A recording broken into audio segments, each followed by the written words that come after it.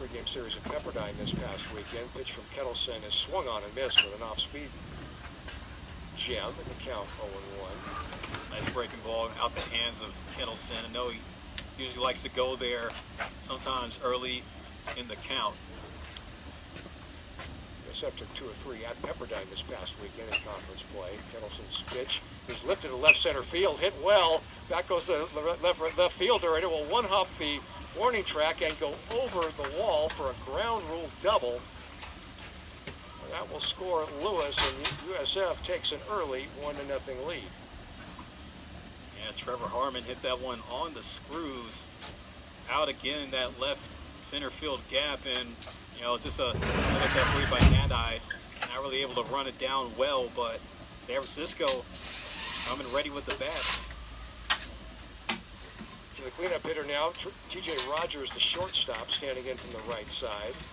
Rogers hitting .257, but 10 home runs, 21 RBI. He is the power guy. Fastball from Kettleson is up. Rogers from Sparks, Nevada, in the Reno area.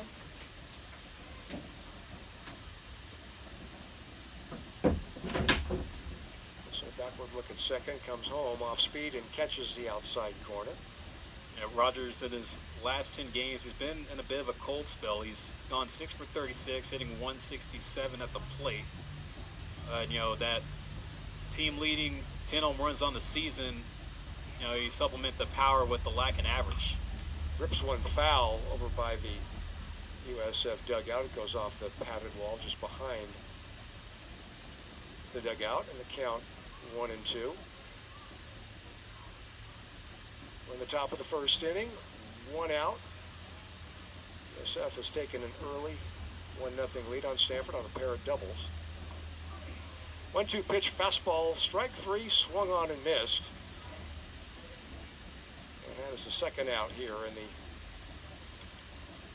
top of the first inning. Rogers retired. Yeah, Rogers continuing to struggle. It's now 16 strikeouts in his now last 11 games played. It was a good out for Brock Kelson to get. We have the number 5 hitter, Edison Esquivel, .271. Left on left, breaking ball is down. And Eddie Esquivel, he's been the hot man, coming in with a 6-game hitting streak. Sophomore out of Inglewood, Colorado. Cherry Creek High School has played in and started all 45 of the Dons games this year. 1 home run, 18 RBI for the left-handed hitting sophomore. 1 pitch, of breaking ball and a beauty, swung on and missed for strike 2. Yeah, this year, however, the power number's been down for Esquivel. He was an all-West Coast Conference freshman team selection, hitting .313 with 12 home runs and 48 RBIs a year ago. So the power is kind of quiet this sophomore season for him. Curveball just missed from Kettleson. I think it's the harmful sophomore slump that some players in college ball tend to find themselves in their second year. Wilson, the 2-1 offering. Breaking ball caught the upper part of the zone, and the count even up at 2-2. Harmon, the runner at second for USF. Dons leading at 1-0, top of the first. Also a backward look at second. At the belt, the 2-2 pitch. Fastball swung on and missed. Just a half-hearted wave by the hitter Esquivel as he was fooled by that heater. And that will do it for USF in the top of the first inning. For the Dons, they do get a run on a couple hits. There were no Stanford errors. 1 man left on base. Our score after a half inning here on the campus of beautiful Stanford University. It is USF 1 and the Stanford Cardinal coming to bat on ACC Network Extra. Welcome back to Second Diamond here at Stanford. USF 1, Stanford 0, going to the bottom of the first inning. For Stanford, it'll be Rentaro Sasaki, Court McDonald, and Teddy Tokheim to face the starting pitcher for USF. That is Alan Gonzalez. Gonzalez, a freshman from Palma High School in Salinas. Gonzalez has an ERA of 4.60 this is his 15th appearance of the season and his 4th start. He's worked 15 2/3 innings, given up 14 hits, walked just 7, and struck out 14. Gonzalez out of Palma High School. That's the same high school, Philip, as David Esker. Yep, that's right. And a formidable foe at the plate in Rentaro Sasaki to lead it off for Stanford. Sasaki hitting .276 with 15 home runs and 41 RBI. Just tore it up at Notre Dame this past weekend. 6 of 13 with 7 RBI, a couple of doubles and a home run. Gonzalez's first pitch is over for a strike. Yeah, Gonzalez in his last outing, it was in the Pepperdine series where he went an inning in the 3rd, so pretty clean outing. You know, didn't do too much, but kind of kept it quiet against the waves. Pitch is lifted to left center field and deep, going back. It goes off the top of the wall and bounces back into play. Sasaki will cruise into second with a double, as Isaiah Landry, the left fielder, I think initially Philip lost it in the sun, then he recovered, but by that time he just had to turn and look and hope that it bounced off the wall and hit the very top of the wall. I mean, that left field wall's been taking some hits so far in this game, but man, Sasaki was just inches away from hitting number 16 on the season, and Landry had a tough read on that one. He probably thought it was going to go out, but had to stick with it. We have Court McDonald, the center fielder. Gonzalez pitch is outside. Count of 1-0. McDonald hitting .343, 3 home runs, 17 RBI. Started 27 of the 45 Stanford games thus far. Been a very fine senior season. Pitch is fisted into a short right field, and it'll be down for a base hit. Sasaki had to wait and make sure the second baseman did not catch it. And so he can only move to third, but back-to-back hits for Stanford to open the bottom of the first inning. Double for Sasaki, who's now at third, and a single for McDonald. Hey, Court McDonald does so well turning on those inside pitches, able to fist it out. Wasn't hit very hard, but it was just enough to drop in for a Texas leaguer, and Stanford with early traffic on the base pass with their big freshman hitter coming up. That'll be Teddy Tokheim, hitting .353 with 13 home runs and 36 RBI, having a fabulous freshman campaign, this freshman from Seattle. First pitch is lifted foul toward the Stanford bullpen. Will the second baseman get over there? He does. That's Jared Lewis. He quickly turns and fires it back to the cutoff man to prevent any tag up by Sasaki at third. So first pitch swinging, Tokheim fouls out to the second baseman, Jared Lewis. We'll also run through the defensive alignment for the Dons. Outfield, I have Isaiah Landry in left, Jaden Garrison center field. We have one of the Lewis brothers in the outfield. That's Jordan Lewis. TJ Rogers is short. Tino Vassell playing third. Jared Lewis is at second base. Trevor Harmon plays first base, and Brendan Burke behind the plate at catcher. Eric Gion, the cleanup hitter for Stanford, takes a first pitch and rather swings at it and lifts it foul into the stands off to our right. Gion, the transfer from Columbia, hitting .320 with 8 home runs, 23 RBI. Interesting symmetry. In 42 games his freshman year at Columbia at .320, and now at Stanford he's hitting .320, almost through his second season of college. Hammers one to center field. Back goes the center fielder Garrison. He's entered, makes the catch, tagging is Sasaki. He'll come in to score, and Stanford has tied this game at 1. Eric Gion continuing to be able to put together quality at-bats after quality at-bats. Swinging early in the count, able to get the sac fly and tie it up here in the first. Holding at first is McDonald. That's the second out of this first inning, and the hitter Jimmy Natai for Stanford, the left fielder, the senior. Throw over to first, and back easily is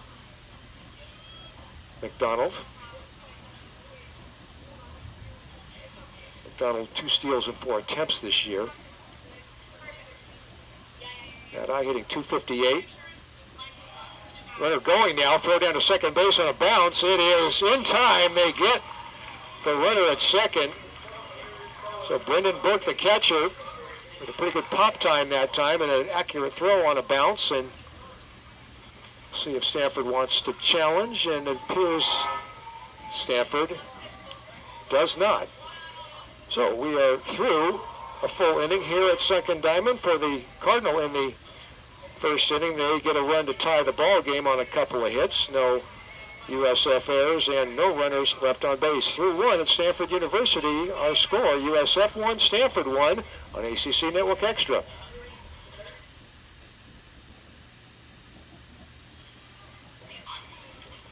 To the top of the second at Sunken Diamond on the campus of Stanford University, USF 1 and Stanford 1 in this mid-week non-conference matchup. John Platts along with Philip Hall. Philip, Stanford still with 6 more ACC games. They host North Carolina State this weekend. You and I will be each working one of those games, and then Stanford concludes regular season play over in Berkeley against Cal. Yeah, and those are some crucial games that Stanford are hoping to pick up. Just knowing, looking at the picture right now of the ACC standings, Stanford, they're trying to play their way out of having to play a first-round game in Charlotte towards the end of the month. But, right now it's a 3-way tie in the middle part with Pitt and Louisville. So they're going to have to pick up some of those wins against NC State and Cal to be able to stay above water, so they don't have to play in to prolong their season. Brendan Burke, the catcher, with that fine throw out the runner at second base play just to end the bottom of the first inning, takes the first pitch outside. He's the backup catcher, Brendan Burke.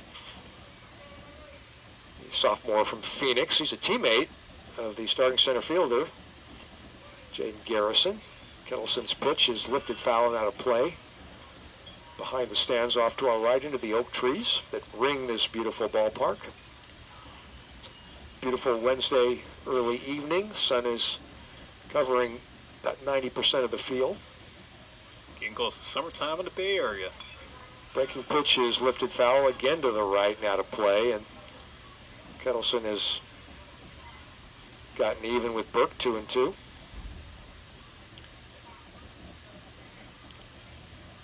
Kettleson, two-way player for Stanford.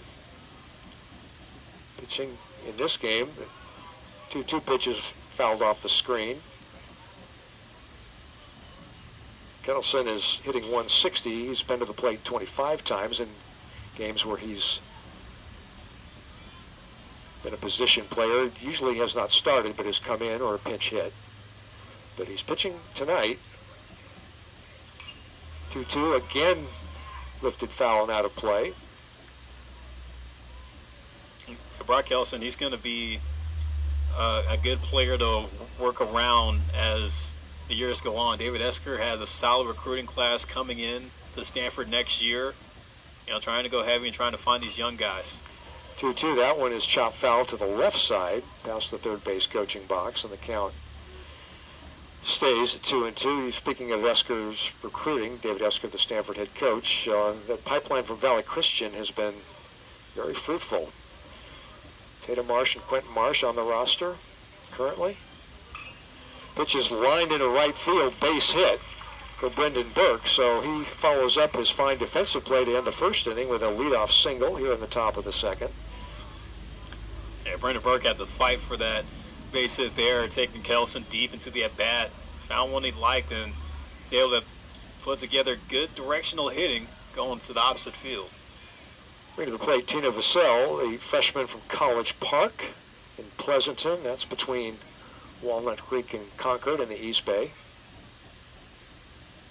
Timeout for the moment is an equipment adjustment for the base runner Burke. That sliding glove that players wear now, has it on his left hand. Vassell hitting .267. No home runs, 3 RBI for the left-handed hitting freshman. Nelson's pitch as Vassell squares to bunt, doesn't offer at it, and the ball missed.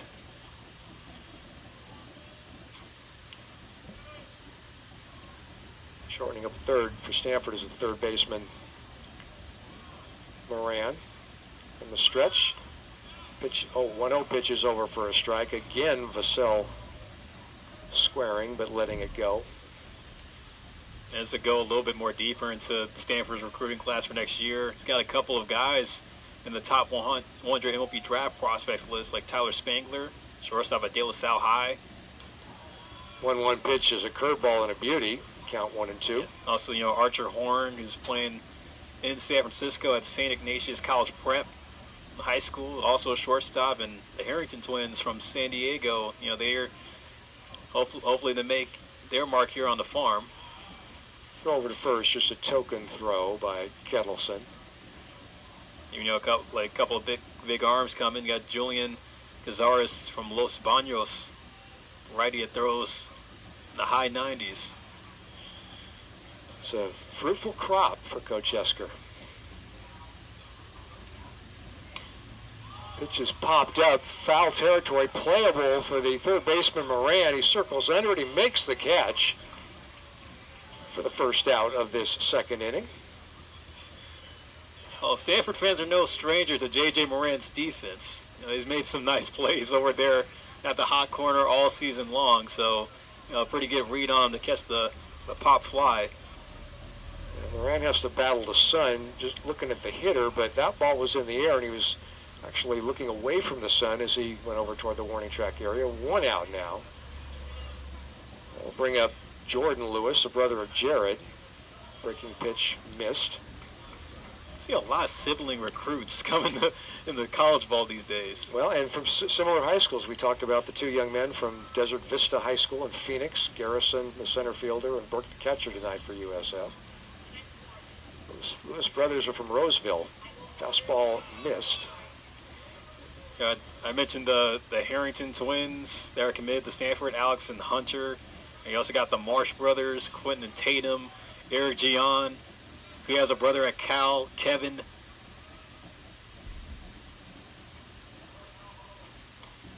Pitch caught the inside corner. And the count 2-1. I don't know if it's a good thing or a bad thing to have your brother follow you around in college. Or to play for a rival school. Yeah, or that. 2-1. In the dirt.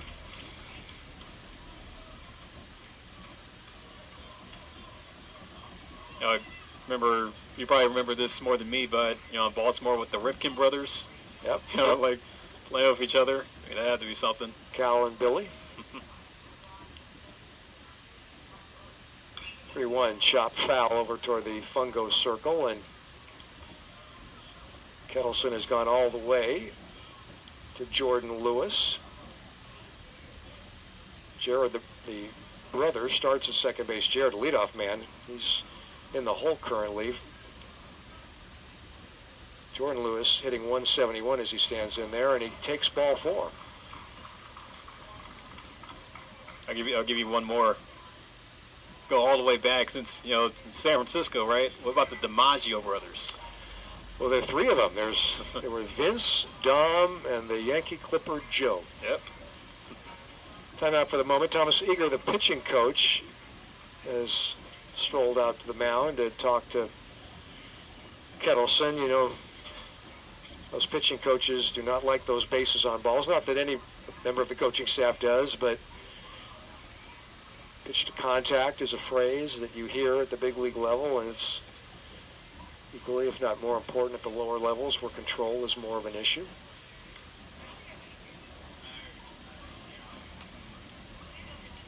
This may just be kind of disbuilding. Brock Kettleson hasn't really been doing too well on the mound these last few games, so this is a chance for him to really regain that confidence in a midweek that Stanford wants to get in order to build momentum going into the weekend against NC State. Yeah, got knocked around in his one appearance at Notre Dame this past weekend, gave up 4 runs. Number 9 hitter at the plate, Isaiah Landry, another young man from the East Bay. He's from Richmond. transfer from Alabama State. Played his high school ball at El Cerrito and also Clayton Valley Charter School. Lander hitting 237. Breaking ball. Get in the dirt. Yeah, Isaiah Landry, he made a name for himself playing in the SWAC at Alabama State. You know, he was a all-conference player down there, and, you know, even had a chance to play in the HBCU Swingman Classic, which is HBCU All-Star game, but entering the portal, you know, turned down the offer to be able to play in that. But still a solid player overall. Fastball high and away that time from Kettleson. Got a chance to watch Landry play a lot in the California Collegiate League last summer. Unfortunately, his season was cut short. The summer season was cut short due to injury, but you know, he's a good outfielder with speed and a solid bat, just hitting for a high average. And a good eye at the plate. He's taken the third consecutive ball from pitcher Brock Kettleson. It's 3-0. Landry set on multiple records at El Cerrito High before transferring to Clayton Valley. Obviously, college has picked up on him, and he's now a college baseball player. Pitch poured over for a strike, 3-1.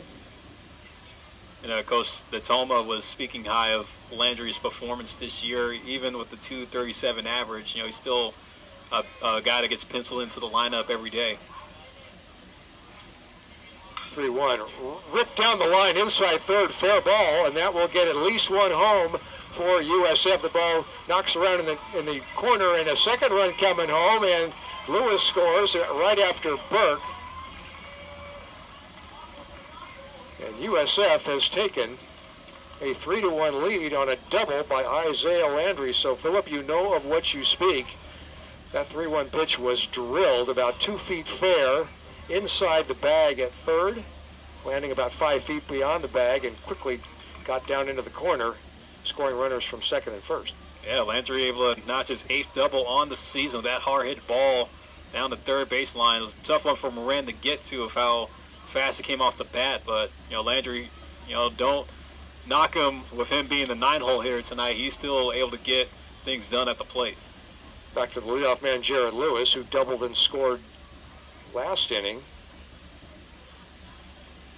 Second baseman, pitch from Kettleson. Check swing, it was over with a breaking ball.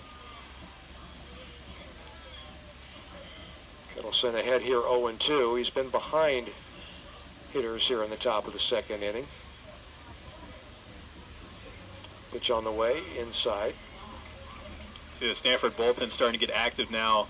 You know, I don't know if Kettleson's going to have a long leash tonight. He might get the hook if he's not able to get out of this inning clean.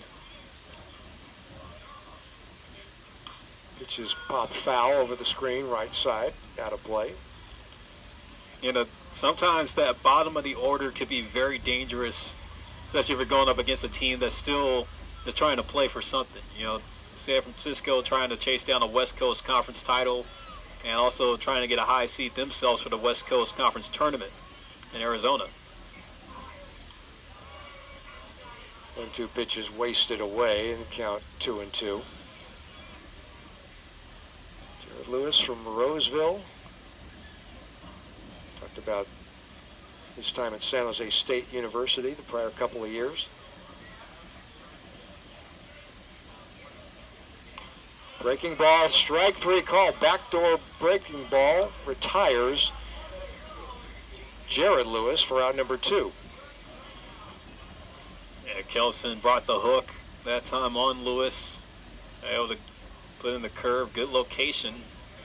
Just needs to battle back. You know, the top of the order, you know, those are the guys you need to stop. You know, this isn't a strong hitting Don's team, but they're able to put together some at-bats in the clutch. Garrison with a big swing and a miss there. Jaden Garrison, the center fielder. He bounced to third his first time up.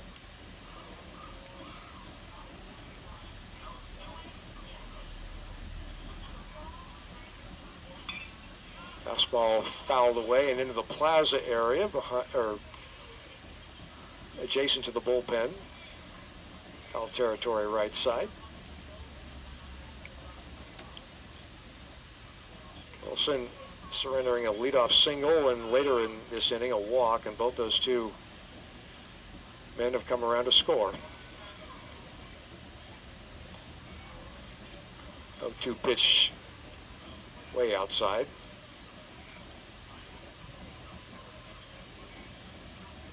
Say the Dons have been hitting well with 2 strikes so far in this game.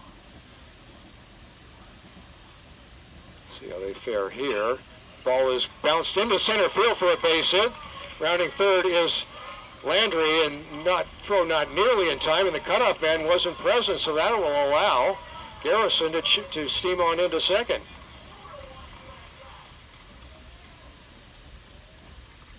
And stand corrected. The Dons hitting well with 2 strikes on them and late in the game, and Garrison able to send it back up the middle, having heads-up awareness on the base pass.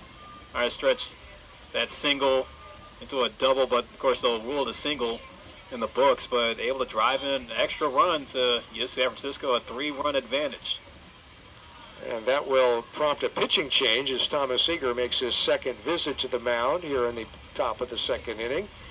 USF with 3 runs across here in the top of the second.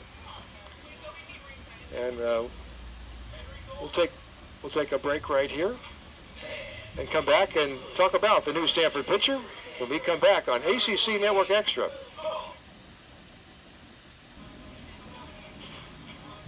The new Stanford pitcher is Colt Peterson, freshman from Orange, California, Orange Lutheran High School. Peterson's 20th appearance this season, all have been in relief. Peterson has worked 23 1/3 innings, given up 25 hits, walked 8, struck out 16. His earned run average 6.56. He comes in relief of the starter, Brock Kettleson. Peterson has some work in the Notre Dame series, went 2 1/3 on, or just 2/3 of an inning on Saturday, giving up a hit and a run. Could have a walk and a strikeout to go with it, but this is Peterson coming in to clean up Brock Kelson's mess after Kelson allowed 4 across in the first 2 innings. Trevor Harmon, the number 3 hitter at the plate for the Dons. RBI double in the top of the first inning for the first run of the game for either team. Breaking pitch from Peterson, over for a strike. Speedy runner at second base in Jaden Garrison.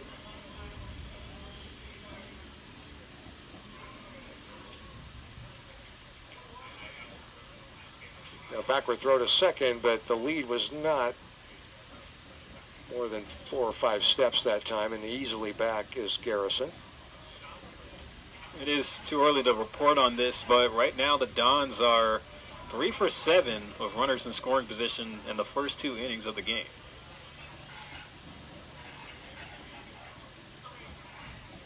Peterson's fastball away.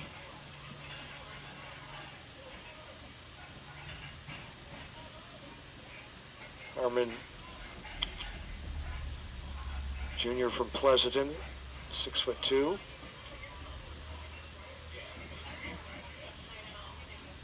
Peterson's pitch is popped up on the infield.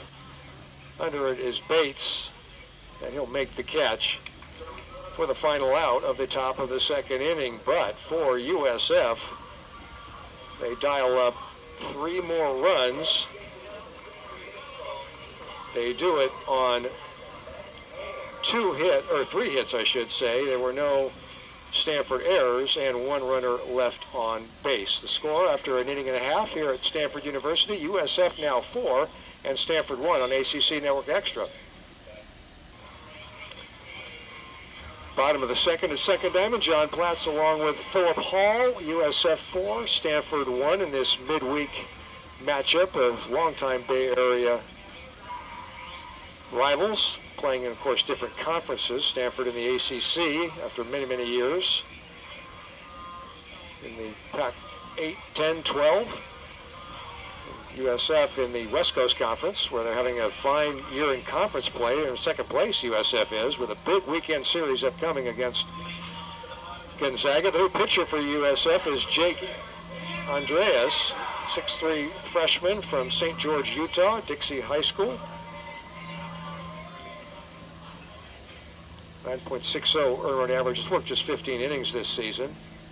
They'll face 5, 6, and 7 in the Stanford order. Natai, Bates, and Moran. First pitch fouled away from Natai. He was at the plate in the bottom of the first when his teammate Court McDonald was caught stealing. Alan Gonzalez did his job tonight, as the opener. Only allowed 1 run against Stanford in only just an inning. Andreas with a cut fastball there. 6'3", gives you a high kick and a lot of arms and legs. Natai, senior though, he's seen it all. Curveball, did it hit Natai? I think it just went off the glove of the catcher, Burke. Didn't flinch. So well, Natai has been hit a lot in his Stanford career. This year he's been hit 4 times. But it's native of Australia. We had a team-high 16 home runs this year. Missed about 3 weeks with injury earlier this year. Breaking ball from Andreas. And Natai's still working to get the bat back. Since coming back from his injury in the last 10 games, he's 8 for 32, 250 in a 10-game stretch. But he's still been able to get on base. Looking to resume that power stroke. Pitch swung on and missed. Cut fastball retires Natai. Good velocity from the freshman, Andreas. Yeah, just went upstairs with it, and Natai wasn't able to get squared up.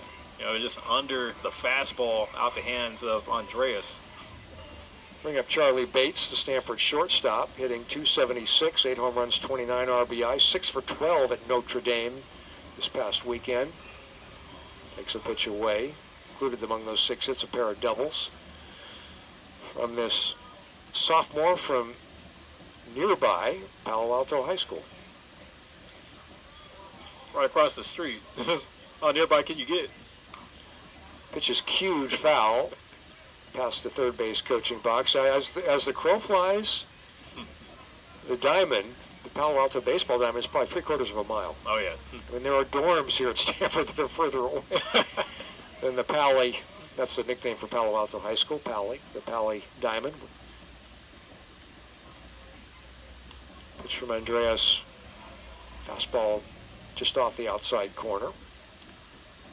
Charlie Bates has been putting together a good sophomore season, 276, 8 home runs, 29 RBIs. So hoping to build off it going into next year. 270 last year. Played center field last year for Stanford. Fine athlete. Swung on and missed, strike 3. Or check it. Not strike 3. Only strike 2. Had that sort of hangdog look to Bates, slumping of the shoulders. He's still alive 2-2, but it needs to be a little quicker. That pitch is away, look close. And Andreas has gone all the way to Bates. See, it was a duel here. Bates able to work deep in the count. The first Stanford hitter to get a full count opportunity. He lifts one to center field, but on a beat on it is Garrison, and he's right there to make the grab. And that is the second out here in the bottom of the second inning.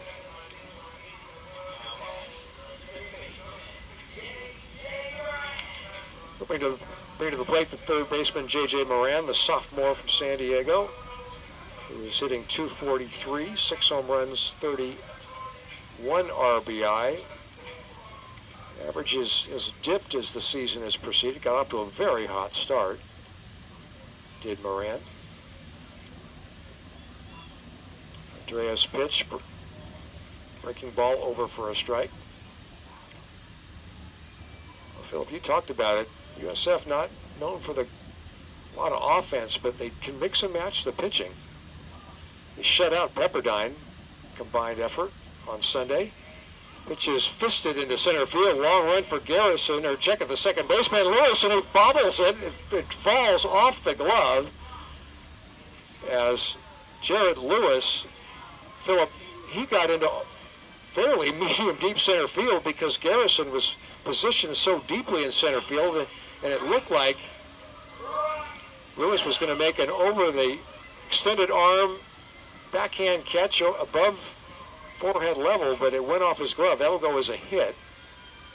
And for Moran. I think Garrison might get an earful when he gets back to the dugout from Coach Toma, because that was the center field's ball there. It's too long of a run for Lewis to get there, making it a challenge to make that over-the-head catch. Broxell, the hitter for Stanford, the freshman, he rips it foul into the Stanford bullpen along the right field line. It's a long strike for Broxell, who had a nice series at Notre Dame, 3 for 6 with a triple. His average up to 245. This freshman had the average below the 200 mark for a lot of the year, but he's picked it up here, as a lot of freshmen do, particularly ones with pedigree, as this Stockton native does. Sell. He lifts it into left center field. That's going to be a base hit, and that will go all the way to the wall, and that may score Moran. He's rounding third. The ball is to the shortstop, and there'll be no play. Throw back to second. That's not in time. An RBI double for Broxell, and Stanford has cut into the USF lead. It's now Don's 4 and Stanford 2.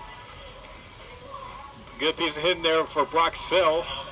Able to drive in RBI number 16 on the year and get his 4th double. And I think he was trying to shoot for 3 there, but he tripped over the second base bag, forcing him to go back on that hit. And good job by J.J. Moran. Off on the jump, read that one well, and with speed and nice angles cutting the bases, got home. Curveball the catcher Nolan Stoll missed. Yeah, the San Francisco pitching staff this year carrying a team ERA of 5.46. You know, not too shabby if you're playing in a conference like the West Coast Conference. Which is fouled over the screen and out of play, and the count even up at 1-1. Nolan Stoll, the backup catcher, hitting .290. No home runs, 3 RBI. Just his 23rd game and just his 8th start for this freshman from Stevenson Ranch down in Southern California. Andreas pitch at the chin. It's 2-1. Shadows creeping ever more profusely over the right and center field portions of second diamond and a chunk of the infield. Andreas' pitch is fouled over the screen, and the count 2-2. Yeah, Nolan Stoll hitting .290 in his freshman season, and this being his 23rd game played, so he's earned some burn, you know, platooning with Luke Lavin, the usual starting catcher for Stanford. A lot of potential for a team that advanced deep into the CIF playoffs in Southern California, as he fouled it off the screen to stay alive at 2-2.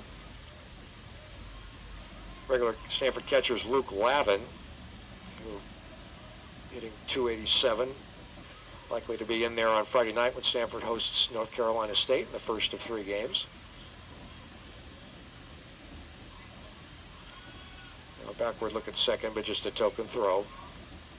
Yeah, Nolan Stoll had a solid high school career like most of the freshmen on Stanford. Of course, at West Ranch High, you know, coming out of there, he was ranked the top 10, one of the top 10 high school catchers of California.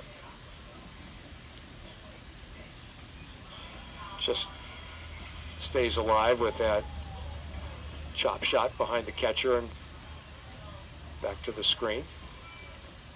Broxell at second base has a lot of speed, although he's harder to steal third than second, obviously. 3 steals and 4 attempts for the Stanford freshman, taking his lead at second. The 2-2 off the fists and again out of play into the oak trees along the right field side.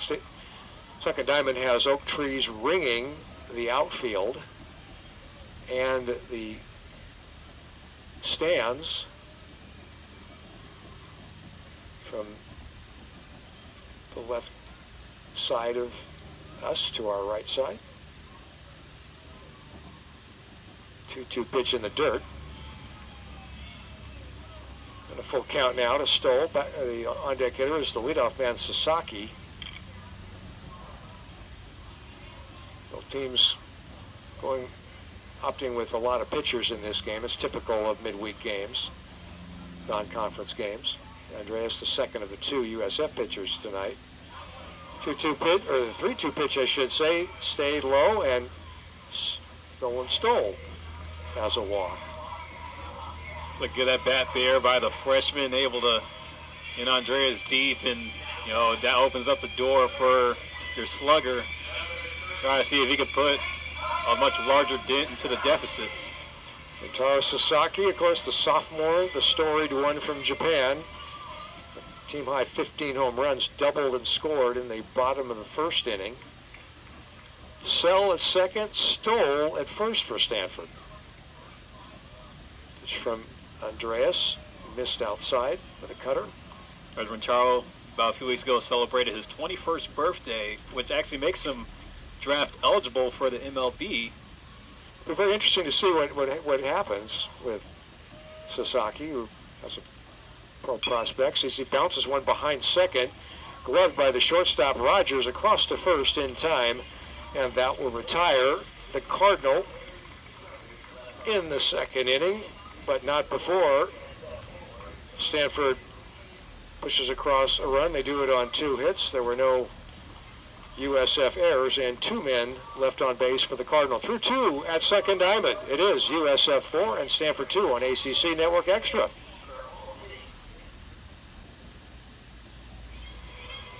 Top of the third here at second diamond. San Francisco, USF as we locals like to say, 4, Stanford 2. And for the third and fourth innings, it is my pleasure to turn the microphone over to my broadcast partner, Philip Hall. Thank you, John. As here we are on the top of the third, San Francisco up 4-2 on Stanford. Line score goes like this so far: 4 runs, 5 hits, no errors for the Dons. 2 runs, 4 hits, no errors for the Cardinal. It's going to be 4, 5, and 6 due up for USF. T.J. Rogers will lead off. He struck out in his first AB in the first inning. Still Colt Peterson on the mound for Stanford, hoping to put together a clean inning. Swing and a miss on the first pitch from Peterson. T.J. Rogers, team leader in home runs this year for the Dons with 10. He's tied third in the West Coast Conference in the category. Gonna pop it up on the first base side, but it's gonna tail foul into the Stanford dugout, so it's gonna grab a seat on the bench somewhere. 0-2, Rogers down in the count. As mentioned, he's been in a cold spell over his last 10, coming into tonight hitting 167, 6 for 36 in his last 10 games. Striking out 15 times, but you can add one more with the strikeout from the first inning. They get 16 in 11 games. 0-2, missed high for a ball.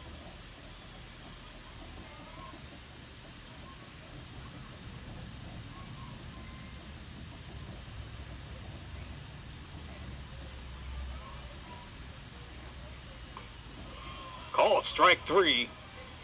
Next to outside corner. So Rogers will get handed the backwards K, going down for the second time tonight. Very important for freshmen to learn to focus on that leadoff hitter and throw strikes, and that's a big out, just given Rogers' pedigree. Didn't just the 260 area coming into this game, but 314 last year, 316 a year ago, so big first out for Peterson. Eddie Esquivel will foul off the first pitch. In this all-time series, going back to 1959, Stanford and USF had some battles, but Stanford has had a 14-game winning streak against the Dons. It was actually the first time they were seeing each other in 4 years.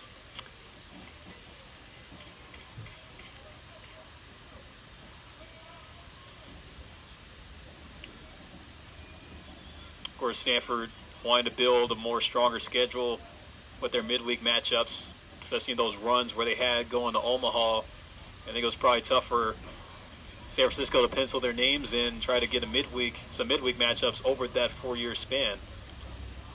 The irony is USF is the team now that's making the assault on first place in its conference. Stanford did that for so many years. 1-2, rounded to first. Sasaki plays back on it. In the race to the bag, Sasaki will outbeat Esquivel for the second out. Another good pitch got Esquivel to roll over, meaning pitch it on the outer part of the plate, and the left-handed hitter trying to pull it. And usually you don't have much of your lower body in it, so 2 up, 2 down for Peterson. And here comes Brendan Burke, who singled and came around to score in the 3-run second inning that the Dons put together. Lays off the first pitch high for ball 1. Even San Francisco themselves, they've had some success stories coming out the program. Of course, Gil McDougald, being American League Rookie of the Year, all the way back and winning 5 World Series titles with the New York Yankees. Part of those that dynastic New York Yankee run from the late 40s through the early 60s. Yeah, he played with the likes of Mickey Mantle, Roger Maris, Yogi Berra. And he actually impacted the career of a Cleveland Indian pitcher who became a famous broadcaster, Herb Score, if you know the name. Yeah. McDougald with the Yankees hit a line drive that broke a bone in Score's face. I believe it was the jaw. And Herb Score was not the same. He was a much ballyhooed Cleveland Indian young pitcher, but Herb Score turned that setback into a broadcasting career, long broadcasting career. Absolutely. 3-1 to Burke. A layoff for ball 4. He'll work the 2-out walk. Of course, it's only fitting that, we mentioned the Yankees, of course, with all the news around baseball early this week, the passing of Yankees broadcast legend John Sterling. It was a long career. And the nicknames. Yeah, the famous calls he had for each Yankee player that hit a home run. Always a catchphrase they had, but for everybody. Yeah. I mean, he came up with it. Of course, our thoughts and prayers are with the Sterling family in their, time of mourning. But what a life. I think he had a streak of calling over 5,000 games consecutively. This guy, he didn't believe in vacation time or paid time off. Like, that guy was at the ballpark, home and on the road every day for the team. Gotta love the dedication he had to the craft and even the creativity that he had as a broadcaster as well. Part of this whole thing is entertainment, and the Aaron Judge with the Judgian blast, all rise. Fans coming with 17th century wigs, barrister wigs. 1-1 to Tino Vassell. Swings and he'll pop that one foul. Goes to 1 ball and 2 strikes. Say my favorite one they had, with the Yankee games I was able to catch growing up as a kid, and of course being a college student in New York, when Curtis Granderson, when he was on the team, he was like, and the Grandy man can. Curtis Granderson hit a home run during his seasons with the Yankees. Loved that. The late great John Sterling, passing away earlier this week at age 87. Mostly Yankees. That was the latter part of his career, the bulk of his career. Before that, though, was on the Superstation with Atlanta Braves. Right, and even today, the passing of Ted Turner as well. It's 2 tough losses in the baseball community this week. Swung on and missed by Vassell as Colt Peterson able to leave a man on and keep a scoreless inning for Stanford, as we'll go to the bottom of the 3rd. Still 4-2, Don's lead here on the ACC Network Extra.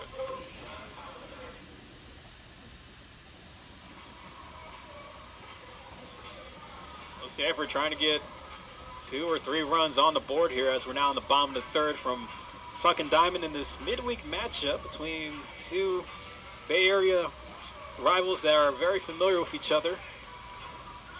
As the Dons are going to make another pitching change, as it's going to be Hunter Holzmer to come in to pitch the 3rd.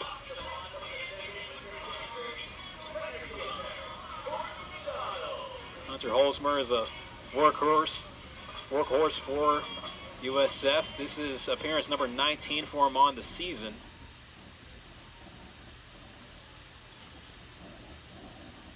He's going to see Court McDonald, who will step in and lead off for Stanford. Going to take strike one. McDonald reached base on a single in the first, but was caught stealing, trying to go for second.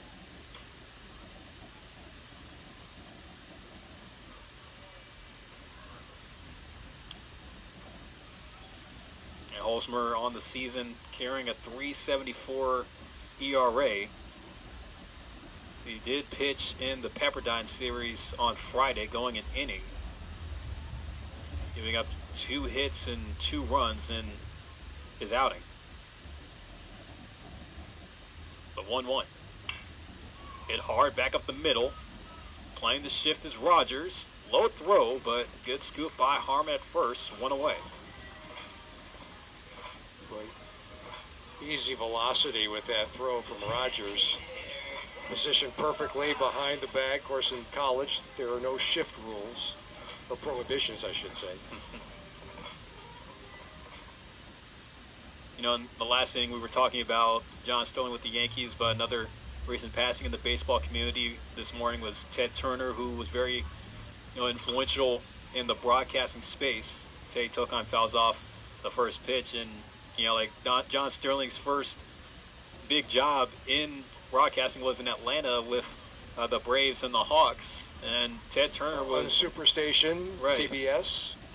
And then, of course, CNN, is very influential in getting the Braves on TV. Pioneer in cable television, broadly speaking, but in the sports realm that you speak of, one of the first to have his network reach a mass audience, not just a local, regional audience. Right. I think it was noted that he made sure that the Braves were known nationally. That's why, in some cases, the Braves, at the time in Ted Turner's prime of his career, you could pretty much watch the Braves wherever you were in the country because they were at a much national level with the TBS deal, like the Turner broadcasting stations all around. And we did watch.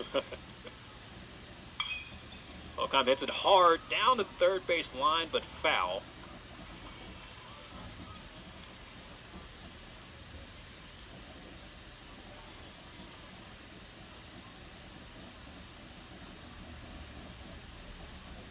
The Turner Network's still going strong today. TBS, they cover a Tuesday night game during the MLB season. Also NCAA tournament. NCAA tournament, like for basketball, even like the MLB postseason. Made his mark in the television and broadcasting space all around. So condolences to the Turner family as well on this day where we celebrate the legacy of 2 great personalities in the sports world and the broadcasting space. Yeah, John Sterling and involved with the same organization for many, many years. Absolutely. Hunter Holzmer trying to get Tokheim out here. 2-2 to count. Tokheim 0 for 1. He popped out to second last time up. Fighting hard here in this at bat.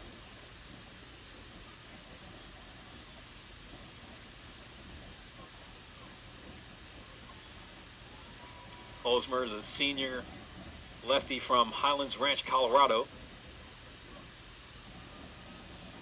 Pitched in 21 games last year for the Dons. He gets Tokheim. They're on strike 3. There's 2 gone.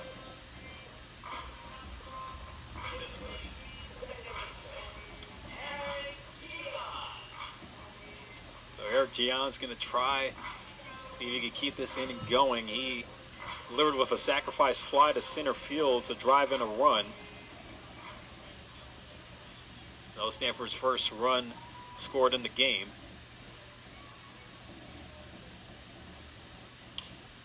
Goes for the first pitch. It's looped to left field. Gonna drop in front of Landry. Gian with the bloop single to keep the inning going. Yeah, that ball on the fists. In fact, there's so much on the fists it hardly made a sound. We couldn't even pick up any audio on that fist shot, jam shot into left field, and Landry was playing quite deep. Even with his speed, he couldn't come in and grab that one. It almost like you put a silencer on the bat with how quiet it was off the bat. It sounded like a Tesla driving by your house. Here's Jimmy Nadai coming up with 2 outs here. Was missed low in the dirt by Holzmer.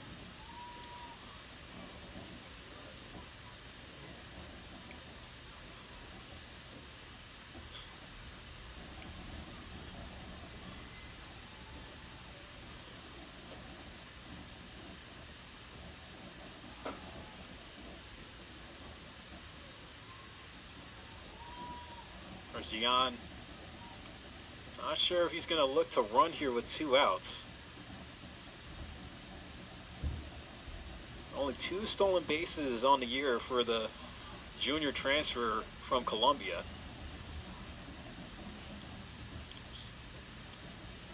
1-0 missed high, goes to 2-0 on that eye.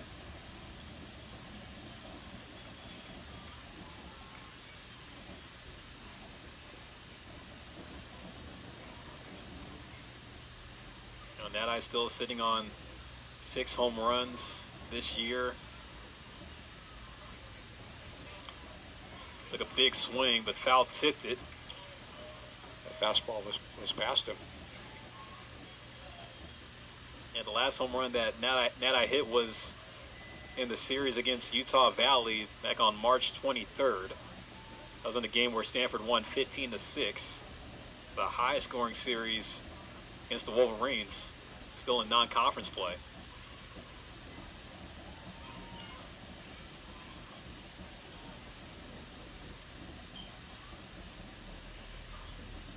Of course, the power numbers have dropped a little bit compared to last year when he hit 16 home runs, but I think the injury, recovering from the injury, is taking away some of that.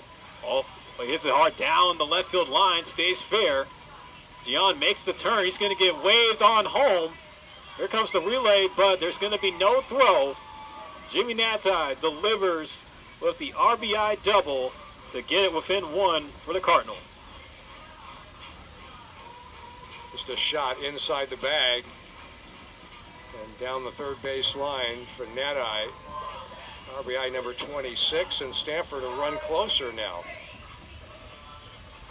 As Eric Gian was able to score from first on that hit down the left field line, and Landry had to chase it down in the corner.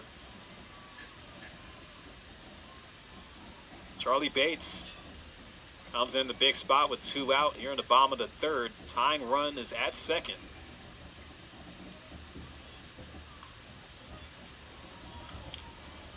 Holzmer misses outside with the fastball. We're starting to see a trend of Stanford playing in some high-scoring games lately.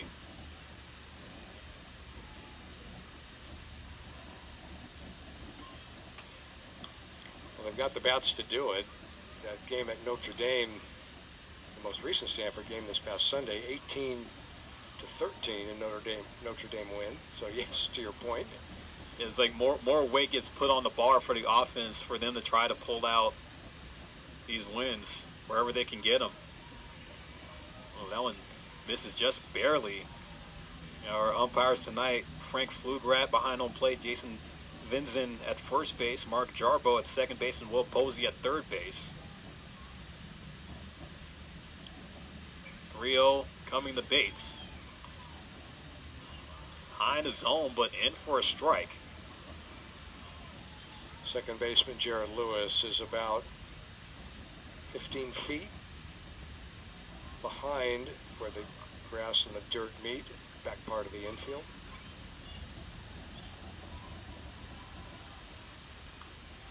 Holzmer will fire at the second, keeping a close eye on Nadai.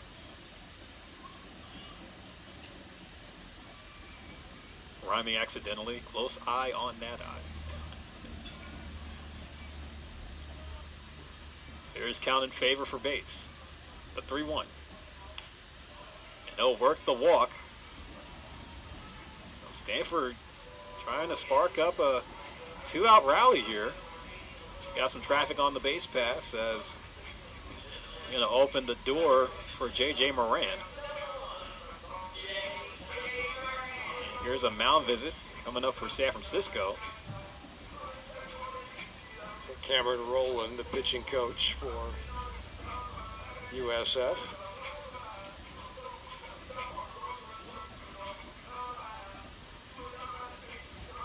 You know, we mentioned that 5.46 team ERA that the Dons have this season. Of course, you know, the majority of that up against West Coast Conference teams. But, you know, what you notice around college baseball these days, there's going to be a lot of offense present. You know, and same can be said on the side of Stanford and the ACC. You know, the ACC this past weekend had some games where teams had to put up double-digit runs just to get a win.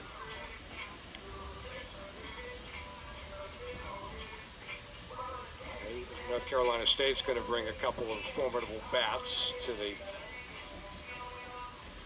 visitors' dugout. Rhett Johnson. Yeah, Rhett Johnson, you know, that conversation of freshman of the year with Teddy Tolkheim and hitting Rhett Johnson, this is quite a race. Above 400. J.J. Moran, see if he could do work here at the plate.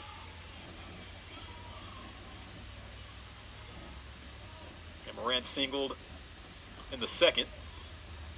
Takes the first pitch low and inside, almost at the feet.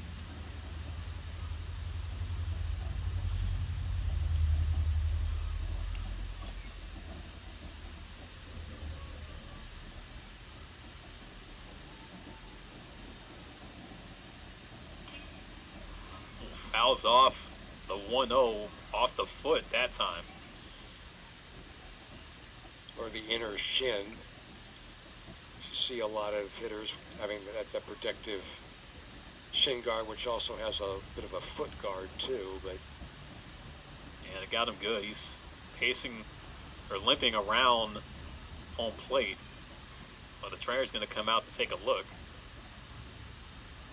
And, you know, usually you would see hitters wear the shin guard exposed outside of the pant leg, but, you know, some guys still wear it inside of the pant leg, but can't really tell for sure if Moran wears his inside.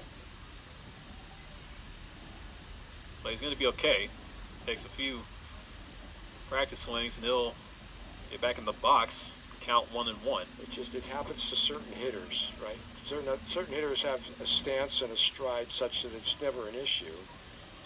And others are more long striding. And we know J.J. Moran, he could be a free swinger. You know, likes to swing early in the count.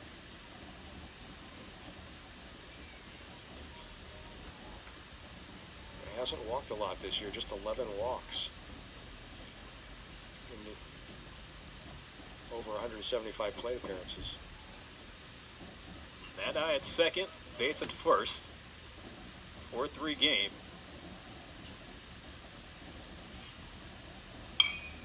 Moran hits it hard in the left center field. It's going to be enough for Nadai to come around. And we are tied up. J.J. Moran delivers with the equalizer. I just took that one back up the middle. But hit that one right on the screws with authority. A line drive that landed on the dirt. No chance for the shortstop Rogers to flag it. Yeah, Bates was able to go to third on that play, so go ahead run 90 feet away for Stanford. Brock Sell will come up as the two-out rally continues. Solid breaking ball from Holzmer. J.J. Moran able to get RBI 32 on the season with that game-tying single.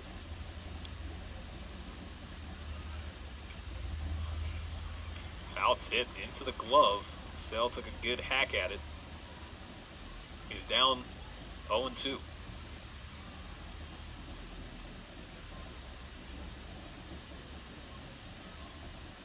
Holzmer trying to get the Dons back to the plate, keeping the game tied. Oh, Moran stopped in the middle, trying to go for second. He'll still reach. The throw was in the act, but it was paused. Third and first play. Catcher bluffs the throw and hopes that the runner at third will take the bait. Yeah, Brendan Burke having to use two sides of his brain that time, decide, should I keep it or should I just give it to him? Wow. The back throw, the second by Holzmer, almost hits Moran in the noggin. It did. The defender, Rogers, was behind the base runner on that pickoff throw attempt. And Stanford have two runners now in scoring position for Brock Sell.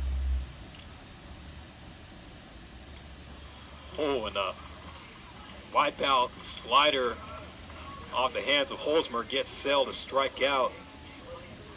As we keep the game tied, but Stanford able to get 2 runs on 3 hits in the bottom half of the third, as it's 4-4 as we go into the fourth here on the farm.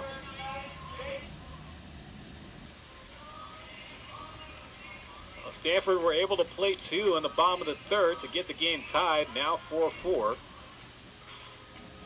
As due up for the Dons will be Jordan Lewis, Isaiah Landry, and Jared Lewis, so that's 8, 9, and 1. As it's now going to be Sam Garwal to come in to pitch for the Cardinal. Sam Garwal, 26 in the third innings of work in 2026 with a 33 strikeouts. Only 11 base on balls allowed, so he's been putting together some good outings this season, John. One of 5 seniors on this Stanford 2026 pitching staff. The others being Torian O'Haron, Nick Dugan, Trevor Moore, and Cassius Thomas. Well, if outside of a game this has become, of course for Stanford, we've noticed the trend of them going to the bullpen a lot this year, but this is where, you may see, the bullpen stay active. Even for San Francisco, with their pitching staff as well, they want to make sure that their guys are ready to come in if necessary. Well, Jordan Lewis will lead off here as he reached on a walk and came around to score. Chopped to third, Moran gets the throw at first. Oh, and a collision at the bag with Sasaki. Out still recorded, and Lewis is okay. It was a nifty backhand short hop by Moran. Throw was a little high and it was tailing into the runner, Jordan Lewis, and he made contact with Sasaki, who goes about 270 pounds. So Sasaki, being the heavier object, if you will, I say respectfully, didn't really move much. Lewis ricocheted but was not hurt. Yeah, and, running into a guy like Sasaki, it's like running into a wall. Like Sasaki didn't even move off the bag with the collision with Lewis. The immovable object for among college baseball first basemen, I think he leads that category. Isaiah Landry to strike 1, swings and fouls off strike 2. Landry had a big hit his last time up, drove across 2 with a double in the second inning.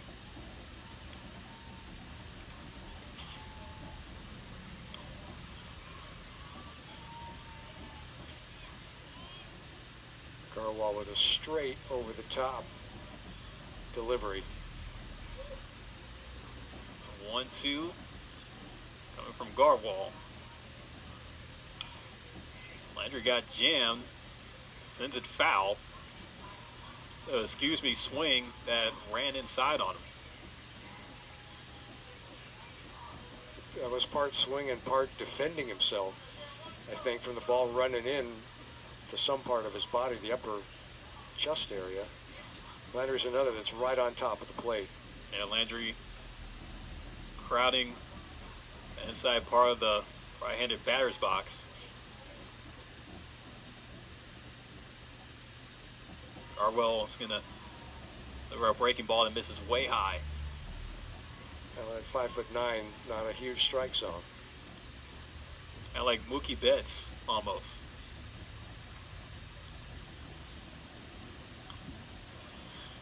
Ran inside, but Landry able to get a piece of that one. Stays at 2-2.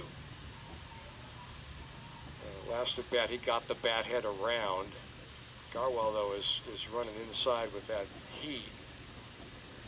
And he's tying up Landry a bit.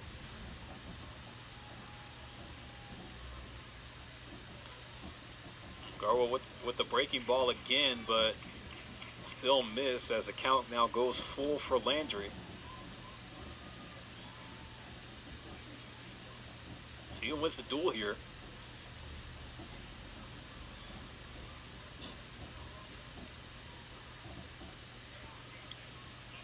Inside, Landry able to take the walk. That's a instantaneous problem for Stanford. Landry just 3 of 3 in steals this year. But last year at Alabama State, 15 of 16 stolen bases. The year prior, as a freshman, 31 of 33. Realize that's a lower level of college baseball, but Landry has speed.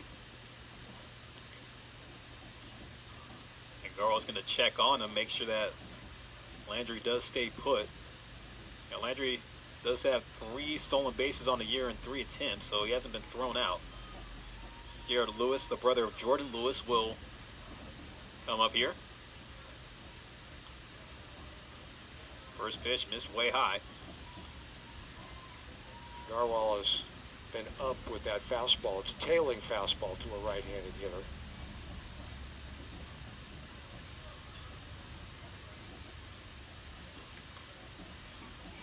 Strike one across from Garwell. Fastball at 92. Nolan Stoll doing a good job framing, and then with a kind of sleight of hand, making that pitch, make sure the umpire calls strike on a close one.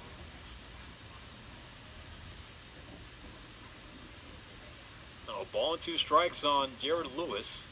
Not a big lead at first from Landry. But Garwell will still throw over to check on him. I mean, it's a really conservative lead. It's just a couple of steps. He expands it to 3, maybe 4. Guess based on that prior year pedigree, stealing bases, then the lead would be bigger. Saki holding onto the bag close. Just missed up in the zone. Now Lewis, 1 for 2 on the evening. He doubled in the first, came around to score, and then struck out looking in the second. Big gap between first and second defensively. And Lewis hit that double to lead off the ball game. And it was followed up with the RBI double from Trevor Harmon. Count now full. Here's the payoff.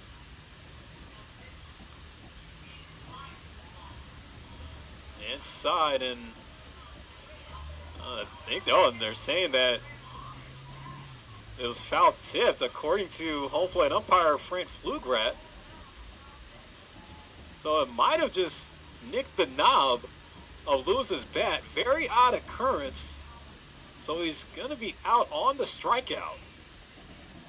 But now the umpires are going to join up in front of the mound to discuss. Well, Lewis at the plate made a motion like the ball grazed his elbow area, and in fact did not hit the knob or any part of the bat.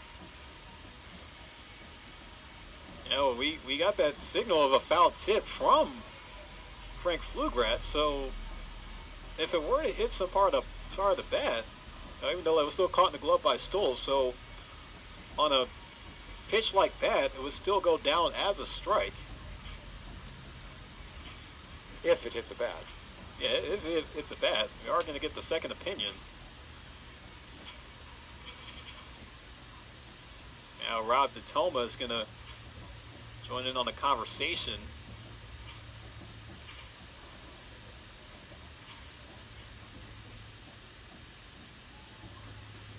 So they are going to call for a challenge, so the umpires will go to the camera well. And now David Esker is coming out to give his 2 cents.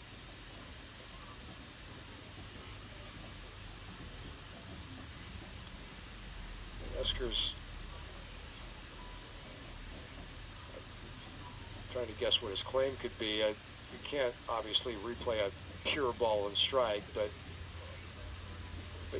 you can review for whether it was a batter was hit. Yeah, well, they are going to go to the camera well for a replay review to determine what the call is going to be. But a bit of an oddity there, John. You know, the pitch did run inside from Garwal on the hands of Lewis, and you know, even though it looked like at first Lewis wasn't in a swinging motion, you know, it was interesting to just see how close that pitch really was. And even if Lewis did try to stick some part of the bat out, but it's a bit of a strange occurrence. It was really rare to see a foul tip like that. Yeah, no, that's true.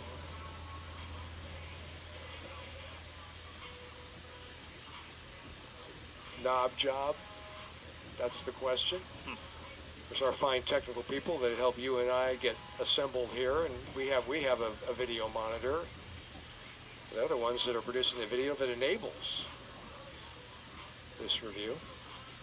So right now the result of the at-bat for Jared Lewis is to be determined on if he'll reach on a walk or if he'll go down on a strike, or I don't know, maybe it could, because that was maybe a hit by pitch probably. I don't know.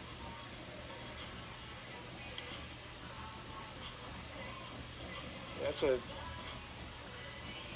tricky one. And the two of the four umpires are taking a fairly lengthy look, and now a third umpire is running over there. Three base umpires are basically all assembled there. The plate umpire is conferencing with the USF manager, Rob Utoma.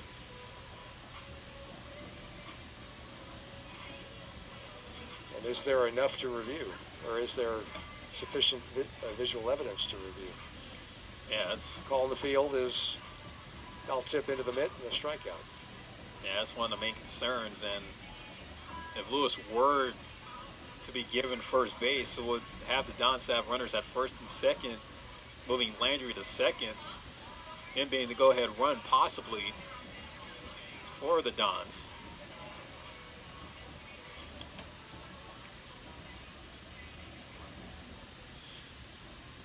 A lengthy review.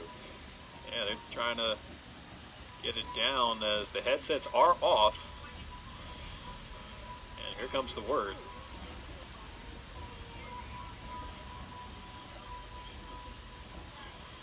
So it's decision time. Place your bets. So Jared Lewis will be given first base, as they're going to rule it a hit by pitch. That's what Lewis was saying all along with his body language, his gesticulations. And so initially what we thought was a foul tip on you can't really call it a swing, but you know, that's initially what the first call was, but they overruled it to a hit by pitch. So now two are on for San Francisco with one out, bringing Jaden Garrison to the plate.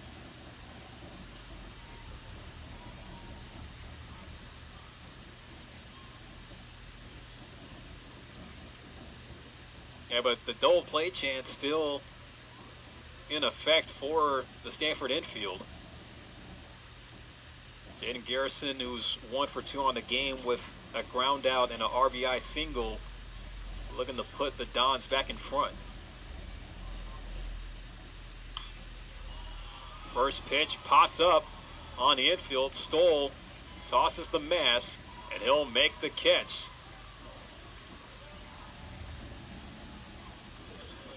Infield fly rule in order. Yeah, they called the infield fly there. But Stoll caught it nonetheless. And the infield fly just 3 feet from home plate.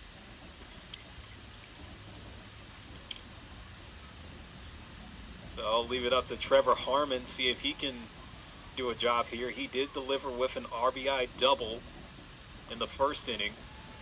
the first run scored for either side.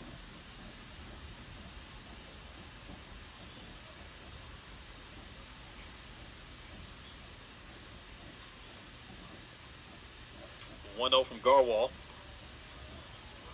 This is low with the fastball. Goes to 2-0.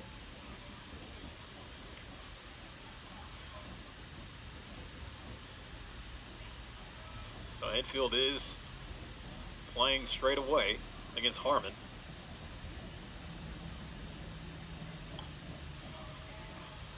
Try to go up there, but this is for ball 3. Well, and the power guy for USF is on deck, and TJ Rogers. 10 home runs on the year. And Rogers has struck out twice, both swinging and looking tonight. Harmon trying to look for the walk or the knock to get him to the plate. See if San Francisco can start up a 2-out rally just like what Stanford was able to do in the bottom half of the third. Gotta believe Harmon's taken here. Yeah, he'll take all the way there, but Garwal able to put it in the zone.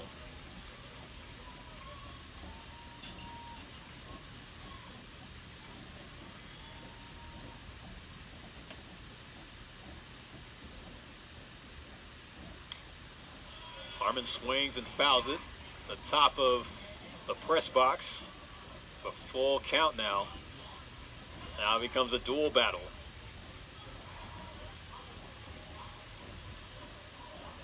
Harmon, the junior from Pleasanton, Praga Foothill High School. Breaking pitch inside, just misses.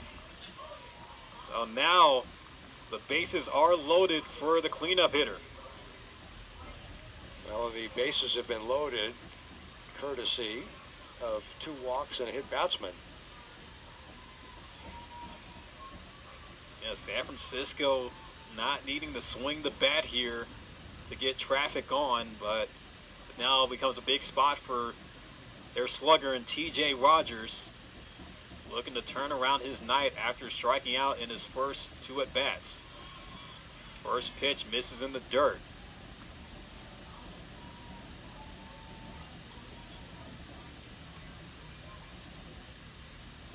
Stirring in the Stanford bullpen. It looks like Stanford fielders are playing deep, both outfield and infield. The 1-0. And for strike 1, you have both Bates and Gian playing to the edge of the outfield grass, while Miranda and Sasaki are playing in the middle part at the corners.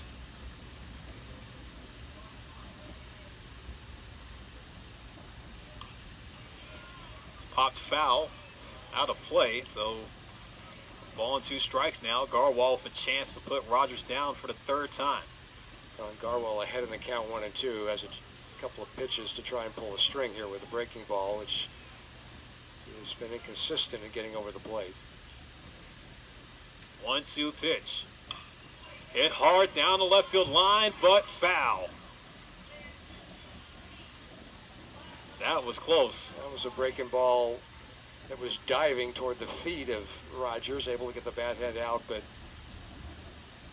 the in-breaking path of that ball, it was really difficult for Rogers to straighten it out and keep it in play.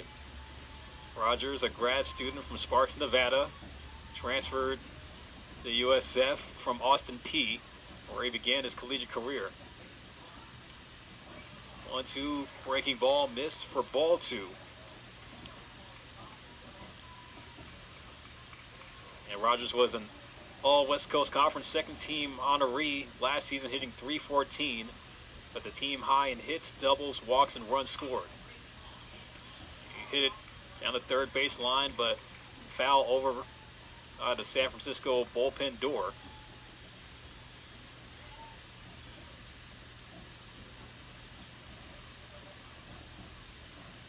A lengthy battle between Garwal and Rogers.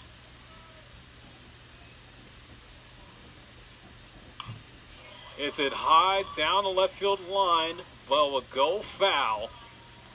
But home run depth by about 40 feet, but it was fouled by about 40 or 50 feet. Yeah, it was about 22 feet from getting out of here, and if it would have stayed fair, of giving the Dons a 4-run lead. Gonna try again. The 2-2. Gonna look for an appeal, but Jason Vinson down at first says no on the swing. Well, the runners will be going. Big spot here. Bases loaded, 2 out, full count. The payoff. Swung on and miss. Sam Garwal gets out of the jam as TJ Rogers takes the walk of shame, leaving the bases loaded, keeping it a tie ball game. Garwal able to lock in as Stanford come back to the plate. It will be Stoll, Sasaki, and McDonald due up in the bottom of the 4th.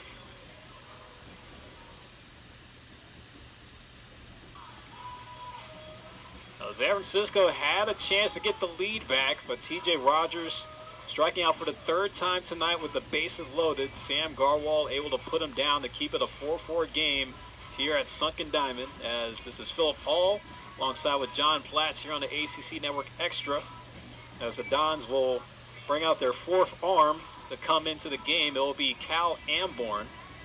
Cal Amborn, redshirt junior from Larkspur, California. Yeah, Amborn appearing in his 14th game, all in relief, 21 in the 3rd innings.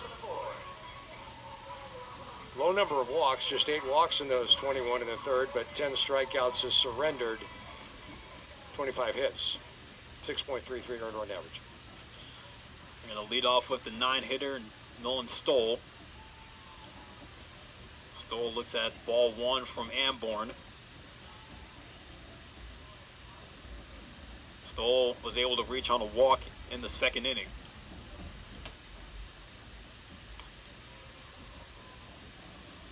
Two 2-0 now.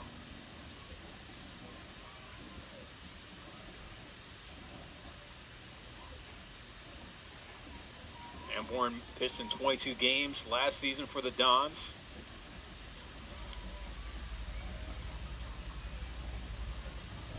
Mainly used as a bullpen arm.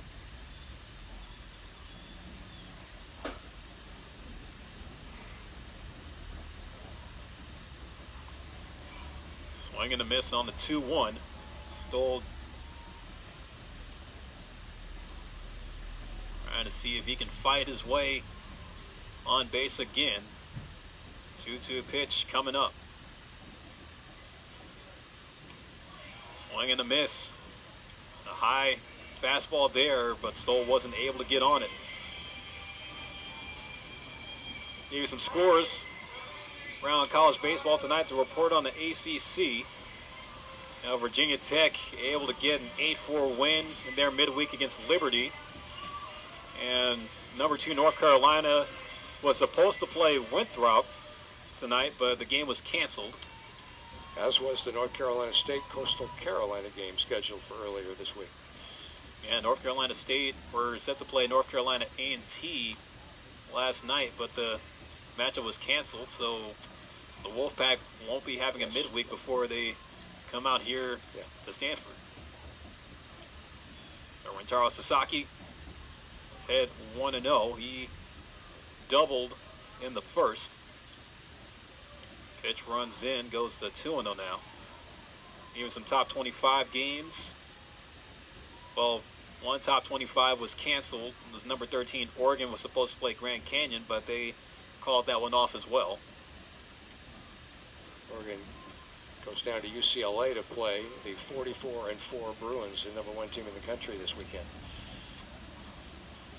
I think starting to see a bit of that. You know, some teams trying to play their way into the regionals or even into their conference tournament, you know, calling off some of the late season midweeks. You know, some may feel that there might not be a need to play those games.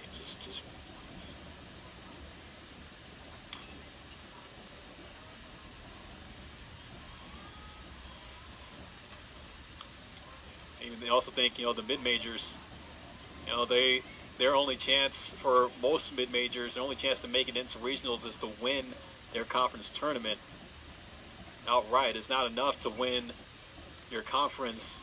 That's definitely the case in the WCC, or the West Coast Conference, in which USF currently resides in second place. It's a 2-2 count on Sasaki. Pitch from Amborn, just a little bit off the dish. The count goes full. San Francisco is the only West Coast Conference team playing tonight.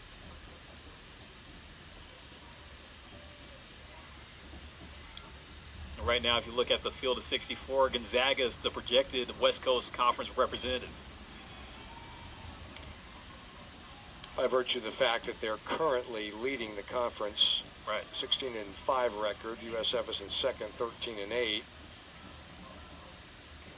Yeah, that representation from the West Coast Conference is going to be determined by who wins the conference tournament.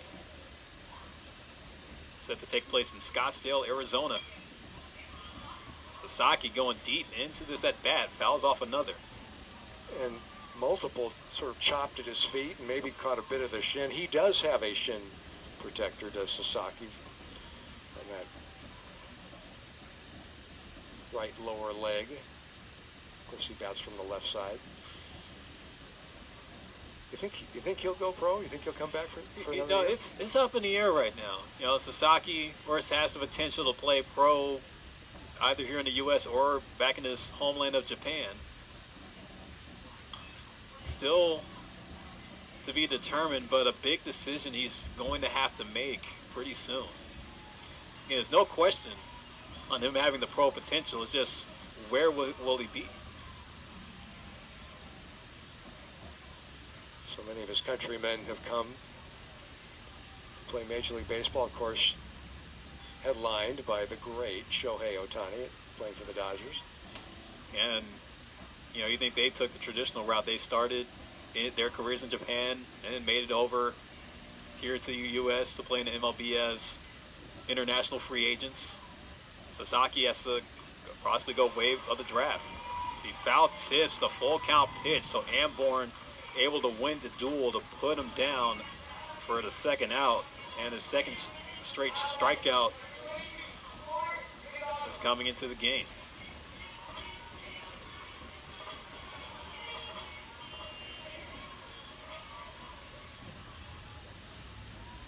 Court McDonald will come up with 2 out. Cal Amborn looking strong here in relief.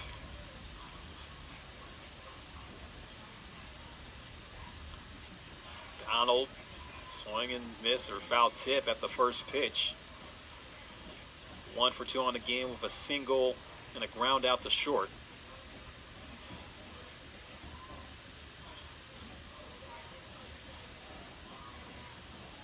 Oh, Amborn stumbles mid-delivery. Fortunate for him that A, he wasn't hurt, and B, no runners were on base. Yeah. Otherwise it would have been a balk. 1-1 on Court McDonald, senior from Arlington, Texas. Another hard cut, but not able to get around on the 85-mile-per-hour pitch from Amborn. Not overpowering, but still able to have strong command.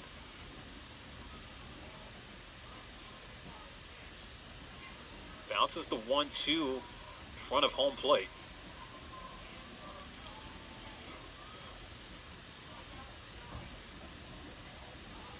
Amborn, chance to strike out the side here.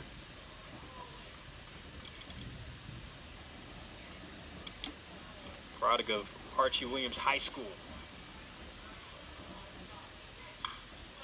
Donald hard swing there, got in front of it, but hits the padding just to the right of the Stanford dugout.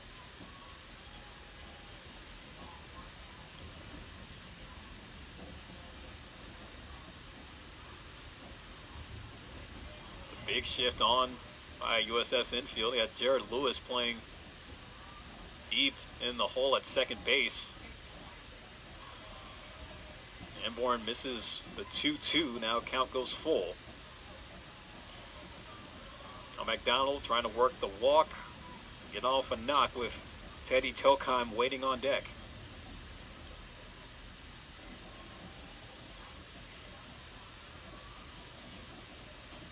Here's the payoff. McDonald pops it up just in front of the mound. Amborn's going to take it himself. Oh, falls down, but still able to stick with it to make the play. Oh, Cal Amborn Had it all the way. Yep, sure did. And he put Stanford 3 up, 3 down in the bottom of the 4th. We'll go to the top half of the 5th, halfway through here at Sunken Diamond. You're tuned into midweek coverage here on the ACC Network Extra.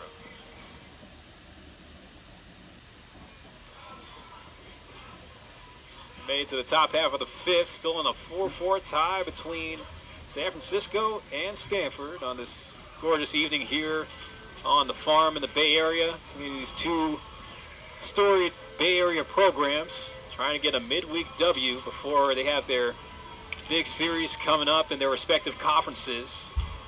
And Andrew Shaw coming in the pitch for Stanford as I throw it back to my partner John Platts to take us through the 5th and 6th inning. Thank you very much, Philip.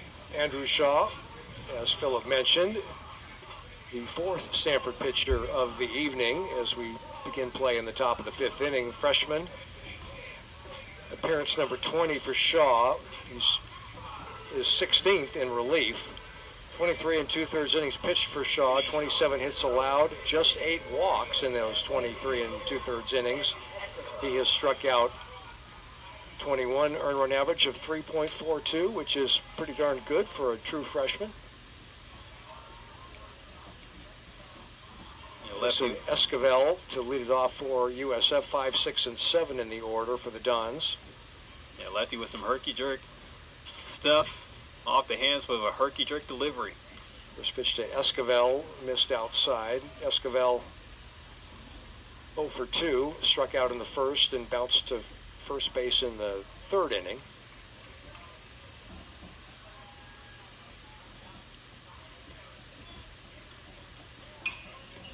Ball lifted to medium deep center field, but right under it is McDonald, and he gloves it for out number 1.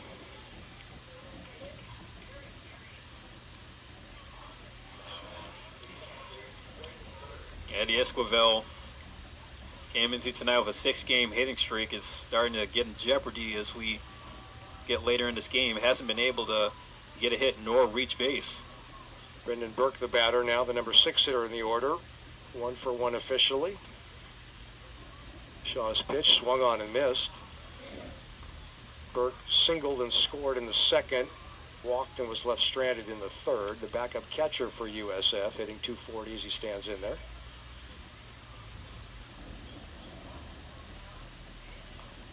Shaw's pitch just off the outside. Shaw from Woodstock, Georgia. And as Philip mentioned, sort of a herky-jerk contra body delivery at the top of the windup. Breaking ball, missed inside. 4-4 tie, top of the 5th inning.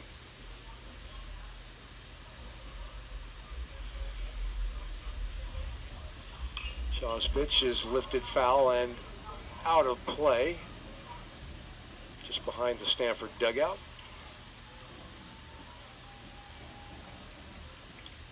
Stanford, 2 more AC series remaining on the regular season schedule. Home to North Carolina State this Friday at 6, Saturday at 2, and Sunday at 1 o'clock, and then 1 weekend later at Cal before the Cardinal goes to Carolina for the ACC tournament. Also, for anybody tuning in, we know with Cal and Stanford, they like the big game for football. Yeah, the big spike for volleyball. We need an idea of what to call the Stanford-Cal series for baseball. The big something. Pitch is chop foul to the plate is Burke remains up there at 3-2. Well, of course, the Stanford Axe saga began with a baseball game in 1899. Stanford Axe, of course, the trophy in the football game. Payoff pitch, a bouncer into the hole, cut off by Moran. Slider on throw to first in time. Fine play by the sophomore third baseman. 2 up, 2 down for the Dons in the top of the 5th inning. On a play like that, it's really 50-50 on who you would want to make that play if you're David Esker. Both great defenders, Moran and Bates, but good for Moran to cut it off to still make the play. Yeah, real good sidearm delivery there, but there have been errors on that left side of the Stanford infield in recent weeks. Breaking ball to Tino Vassell, the number 7 hitter for USF, was up and inside for a ball. Vassell 0 for 2, fouled out to third and struck out his prior 2 trips to the plate. We're in the dusk at Stanford. 1-0 missed.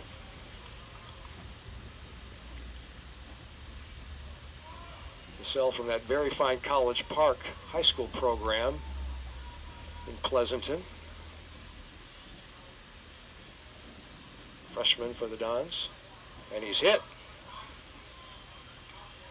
And kind of a knee knocker there. The ball may have hit him square on the front of the knee. Trainers have gotten a bit of a workout, Philip. Oh, tonight. yeah. They're keeping close eyes on their players tonight. Yeah, it looked like it ran in and got Vassell pretty good there on the kneecap. Probably a little bit below. The regular third baseman for the Dons, who likely will be back in there for the Gonzaga series on the Hilltop this weekend, is Tyler Harries. Vassell, his backup, has played in these midweek games. Well, he's at first. And wonder if he's in any shape to run. He has 4 steals and 5 attempts, does Vassell. Batter is Jordan Lewis. Takes one low and inside for a ball.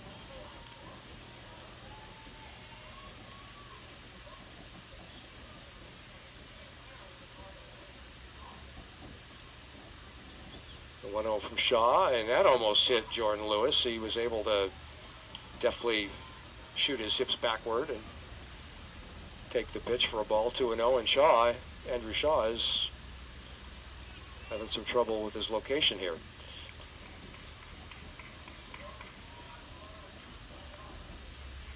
2-0 on the inside corner for a strike.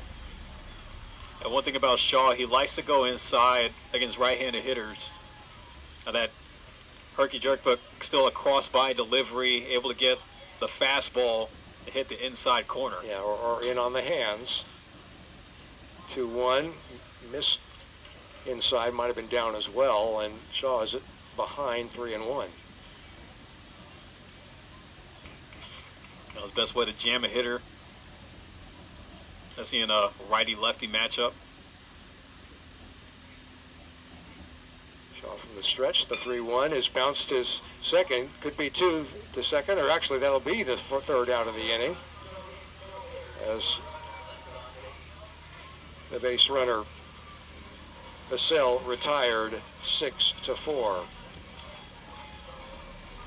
For the Dons, no runs, no hits, no Stanford errors, 1 man left on base. Through 4.5 at Sunken Diamond. A good one here in this matchup of Bay Area rivals, longtime Bay Area foes, Stanford and USF. It is the Dons 4, the Cardinal 4. I'm back after this break for the bottom of the 5th on ACC Network Extra.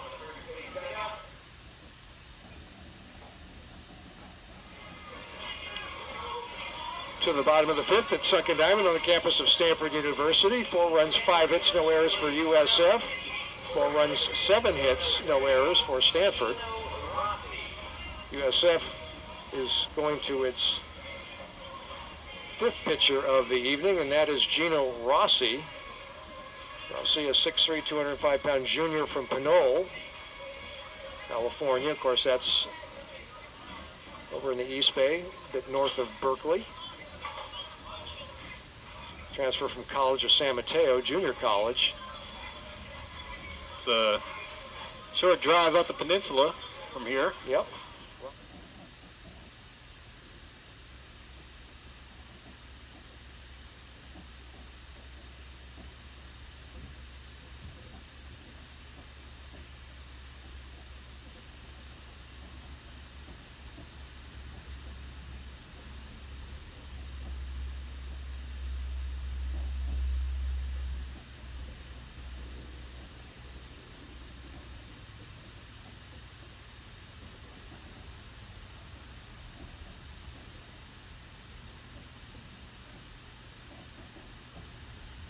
Time in the game, first pitch swinging is Tokheim, and he skies to center. Yeah, Tokheim, ever the so good hitter all season, one of the top freshmen in the country. Not really, showing a lot of patience at the plate in this game. Like you said, John, second time that he's gotten out swinging at the first pitch. Eric Gian has had a good night so far at the plate. First pitch from Rossi on the outside corner. Gian sacrifice fly and an RBI in the bottom of the first, and then singled and scored in the third. So 1 for 1 officially with a run scored and an RBI. This sophomore transfer from Columbia University. Pitch missed away, 1-1. Yeah, Go ahead. Yeah, Gino Rossi coming from College of San Mateo, a solid JC program here in the Bay Area. They had their run cut short in the NorCal Regionals with the Bulldogs making another appearance. Ball is lifted to right center field and falls in front of the center fielder Garrison for a base hit. So Gian is 2 for 2. So a runner aboard for the Cardinal with 1 out here in the bottom of the 5th inning. The potential go-ahead run for the Cardinal. And another bloop single for Gian tonight. Just went the other way with that one. Ball a bit on the hands, but able to muscle it over second base. Nadai at the plate, struck out in the second and doubled in a run and then scored later in the 3rd inning. Pitch is over for a strike from Rossi. Of course, College of San Mateo, coached for many, many years by John Noche, one of the great college baseball, junior college baseball coaches anywhere in the United States ever.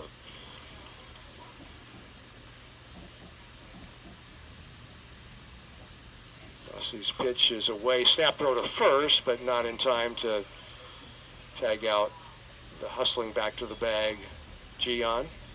Noche's son Paul Noche reached the major leagues for a brief period of time. Noche was a scorekeeper for many years of Stanford basketball over there at Maples Pavilion, just a quarter of a mile from here, beyond right center field. And CSM having great facilities out there. I was able to spend the entire summer in the California Collegiate League covering games in the press box at College of San Mateo's baseball field. And you probably can thank John Noche, oh yeah, in part for those facilities. Nadai at the plate, count of 2-1. And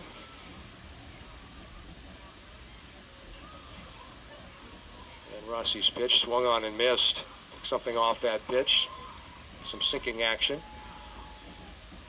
Yeah, just went with the breaking ball there. Nadai kind of gets caught up trying to chase after one. Good break there from Rossi. Let's see if Gian might be going 2-2. He's not. Pitch is foul back to the screen. Nadai, 14 strikeouts this year. Relatively low number, considering his plate appearance number is approaching 170. One out, one on for Stanford in a 4-4 tie. Throw over to first. Gian is back. Gian, modest stolen base totals of the season, just 2 of 3. At Columbia 2 years ago, just 2 and 2. Did not play last year due to injury. It's on the way, cross-body delivery, and that pitch was rode to the outside part of the plate and off the plate. So Rossi's gone all the way to Jimmy Natai. We'll see if Gion's going. 3-2 count, 1 out. He is going, 3-2 pitch hits him. And that was in the wrist or forearm area. Natai, though, and we talked about the fact that he has a penchant for getting hit. That's the 5th time that Jimmy Natai has been hit by a pitch this season. So Stanford now has a go-ahead run in scoring position and a runner right behind him at first base as Natai goes to first. Gian, who is running on the play, got a good jump, but is at second nonetheless. And the hitter is Charlie Bates, the shortstop. 0 for 1, fly to center, and walked in his prior 2 trips. Rossi, backward toss to second, just a token throw. Stanford's not a team that runs a lot.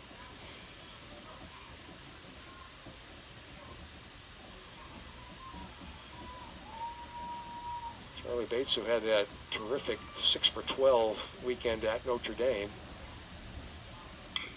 He lifts it foul and out of play into the berm, meaning the grassy area off to the left side.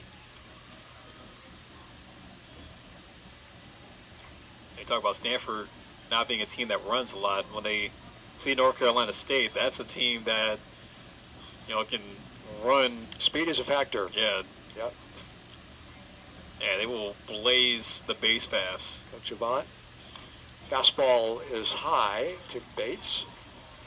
And, I'm sure Stanford's going to be scouting this over the next couple of days before Friday, but, you're going to really have to rely on your catchers to be aware of that. The Wolfpack are going to be, using those legs to their advantage. They want to put pressure on you. The 1-1. Again a foul, again lifted to the left side and out of play. That went over toward the batting cage area. And Bates in a hole, 1-2.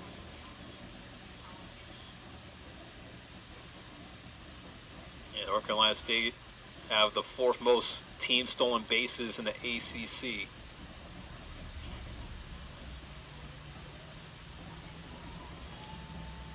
One-two pitch from Rossi's. Ran away from Bates and the count 2-2. Of course, for them, they were able to get 2 out of 3 against Miami, the weekend series at home in Raleigh. Well, Stanford and NC State have a history. They faced each other in the College World Series just 5 seasons ago.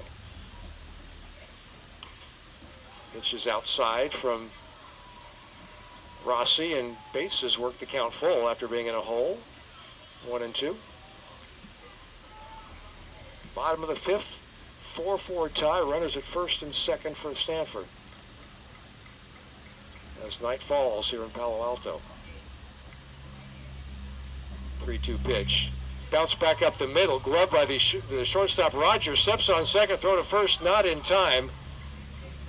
Ball was short hopped or gloved on a bounce by the first baseman Harmon and unsuccessfully, but Bates had that one beat out. So it's a fielder's choice for Bates. Natai retired, 6 unassisted, and Gian moves over to third. Oh, here comes J.J. Moran again as he was able to get the big hit to tie up the game in the third. The RBI single. It's a good night of hitting for Moran thus far, 2 for 2.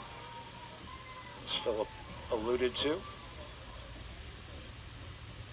Rossi's pitch is lifted to center field, and that appears to be playable for Garrison. He's under it and makes the catch for out number 3. So a bit of drama for the pitcher Rossi, but no harm done. Through 5 at Sunken Diamond here at Stanford. Our score remains USF 4 and Stanford 4 on ACC Network Extra.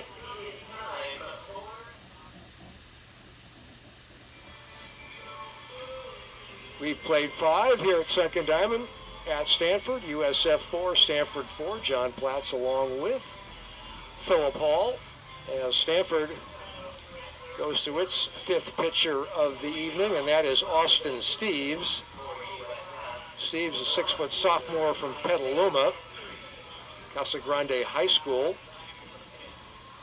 Steeves on the season, this is appearance number 9, all in relief, has worked just 9 innings, given up 8 hits, 4 walks, 7 strikeouts, or an average of an even 4.00. He'll face 9-1-2 in the USF order, the number 9 man Isaiah Landry, and then back to the, or check it, no, it's 8-9-1. Jordan Lewis is the first hitter, then Landry, and then Jared Lewis.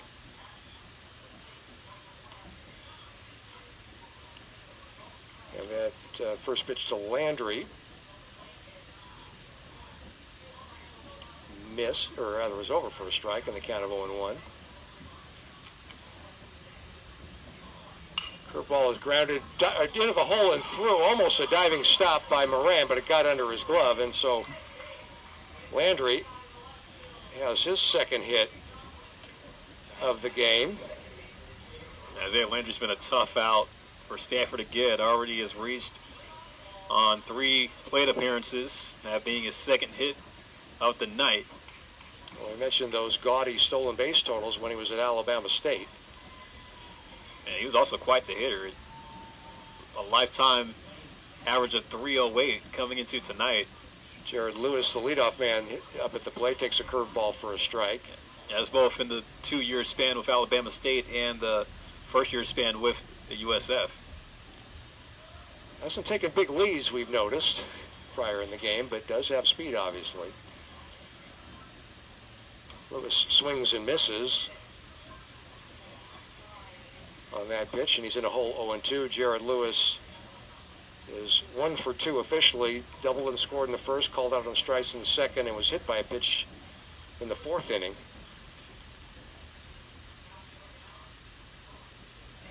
Pitch is hit to center field and fairly deep, but under it is McDonald as he got a good jump on it, under it after a few steps, and that is a loud first out for USF.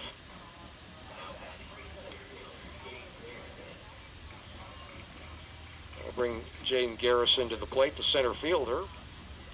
It was 1 for 3, bounced to third, singled in a run in the second, and popped out to the catcher his last time up. Austin Steeves, his last appearance was in that extra inning win Stanford had against UC Davis last Monday. Went 2 1/3, only gave up 2 hits and a run. Stanford has won 5 straight here at Sunken Diamond. Included in that is the sweep of Florida State a couple of weekends ago.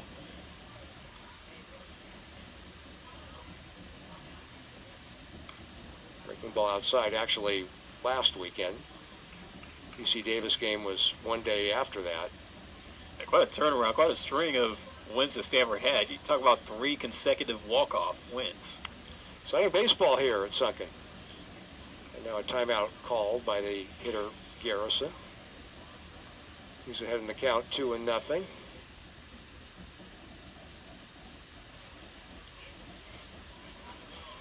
And we were on the call of one of those walk-offs, the Eric Gian game-winning hit. All Stanford get the series win over Florida State.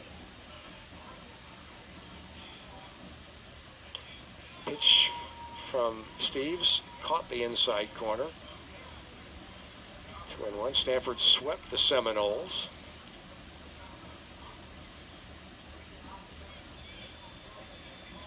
Before getting swept this past weekend in South Bend, Indiana. Steve's breaking ball hit off the end of the bat to Moran. It goes off his glove, and there will be no play. That was a cue shot off the end of the bat. It was sort of dribbling toward third, but it was probably spinning like a top, and that is why Moran could not glove it. They'll charge the Stanford third baseman with an error. Yeah, it's a tailor-made play for J.J. Moran, but, you know, took that last bad hop and kind of ate him up there. So 2 on, 1 out for the Dons. They go ahead run at second base in the speedy Isaiah Landry, and the hitter is Trevor Harmon, the first baseman, and timeout is Thomas Eager, the pitching coach, with a slow walk out to the mound.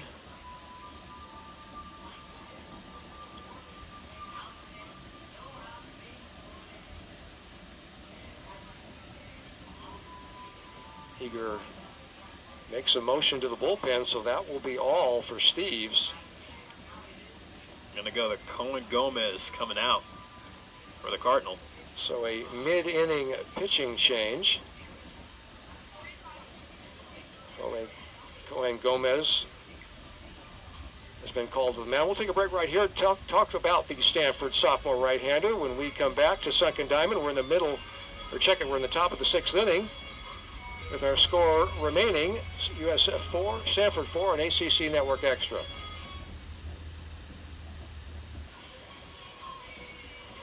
Welcome back to Sunken Diamond on the campus of Stanford University in a 4-4 tie, top of the 6th inning. Stanford and the University of San Francisco, or USF as they are sometimes referred to. Cohen Gomez, the new Stanford pitcher, the 6'3" sophomore from Anaheim and Canyon High School.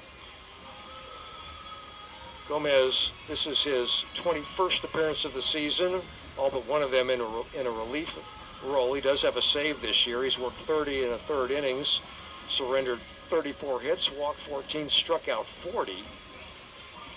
So one of the higher walk or strikeout to innings ratios on the Stanford team. His ERA is 6.53.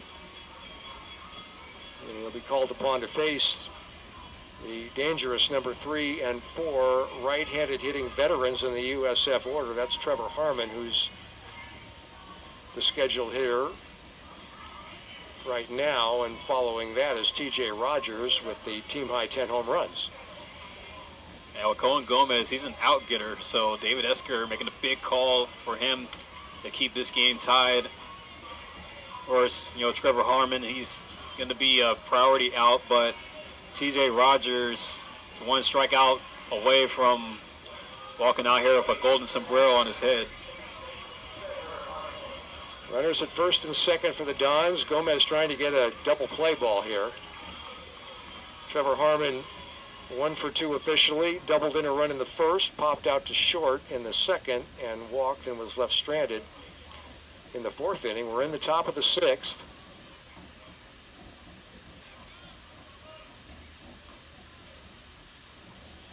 Four 4 tie.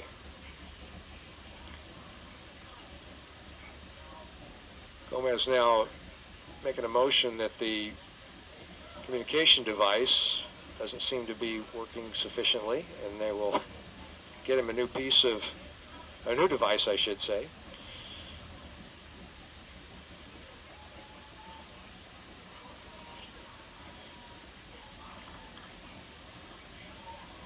Gomez, sort of a territorial pitcher. He tends to walk to the front of the mound to receive the ball back from the catcher.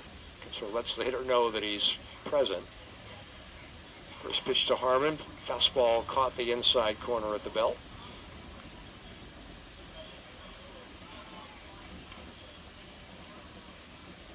Gomez inherits a jam. 2 on, 1 out. Pitch on the way. Breaking ball and a good one. Swung through and missed by Harmon. Some life there on that breaking pitch from Gomez. It just drops about 13 inches from the arm slot. Yeah, sort of a 12-6 breaking ball.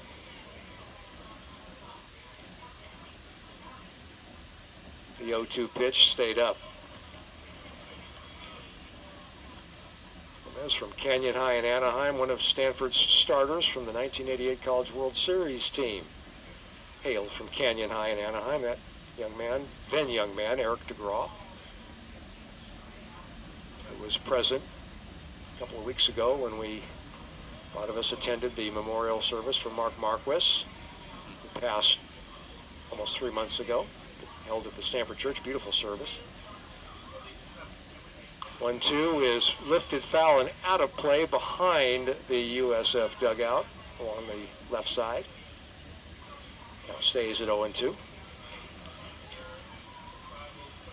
Stanford, when Mark Marquis began his career, and even prior to that, heavily Californian roster. But since Stanford began enjoying national success with the 2 back-to-back College World Series championships in the late 80s, began to recruit successfully nationally. Gomez pitch, curveball, swung on and missed for strike 3. So Gomez, Philip, you used the apropos phrase, out-getter. First man he faces, he gets swinging on a curveball 0-2, and that's number 3 here in the order, Harmon. Yeah, big out to get, and the cleanup hitter for the Dons tonight hasn't been able to get anything going, so it's TJ Rogers' his moment to either turn things around. 2 out, 2 on now. Rogers 0 for 3 with 3 strikeouts. Takes a pitch outside, and the count 1-0. TJ Rogers, 10 home runs, hit 300 the past 2 years for USF. Second team all-conference a year ago, but batting average down this year, but the power numbers aren't. At least the home run part of that. Pitch from Gomez, caught the inside corner to even the count at 1-1.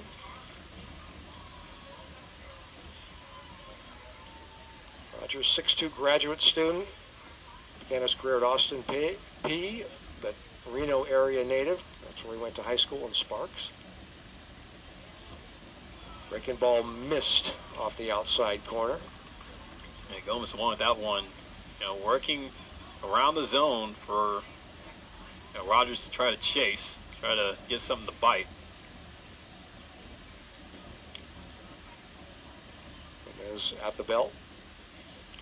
Curveball, that one off the outside corner as well, and suddenly Gomez has fallen behind 3-1 to Rogers, and number 5 hitter Esquivel dangerous as well.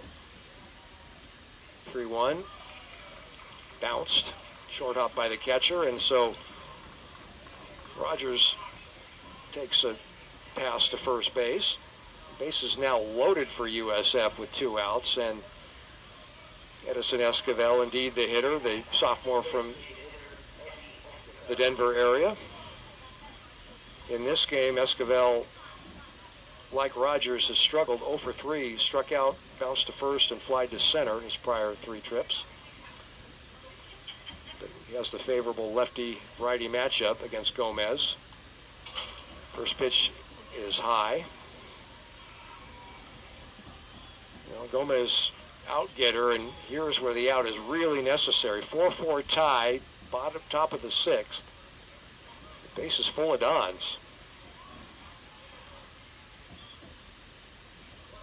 Gomez pitch, caught the inside corner with a fastball. Esquivel hit .313 last year for USF, was a all-WCC all freshman selection. Swings through an off-speed pitch. That was a changeup from Gomez, and the Stanford sophomore ahead 1-2. 1 strike away from getting out of a jam. They see it there. Let's see what he goes with on the 2-strike pitch. Might go back to the fastball. Pitch on the way. Check swing. Did he go? No appeal. And the count all even at 2-2. Stuck with the changeup that time. There was, but good bat control by Esquivel. But Gomez has given the hitter a lot to think about. The 2-2 pitch, curveball, or changeups, caught him looking for out number 3. Gomez, out-getter indeed, pulls the string, and USF leaves the bases loaded here in the top of the 6th inning. For the Dons, no runs on a hit, 1 Stanford error, 3 left on base. Score after 5.5 remains USF 4 and Stanford 4 on ACC Network Extra.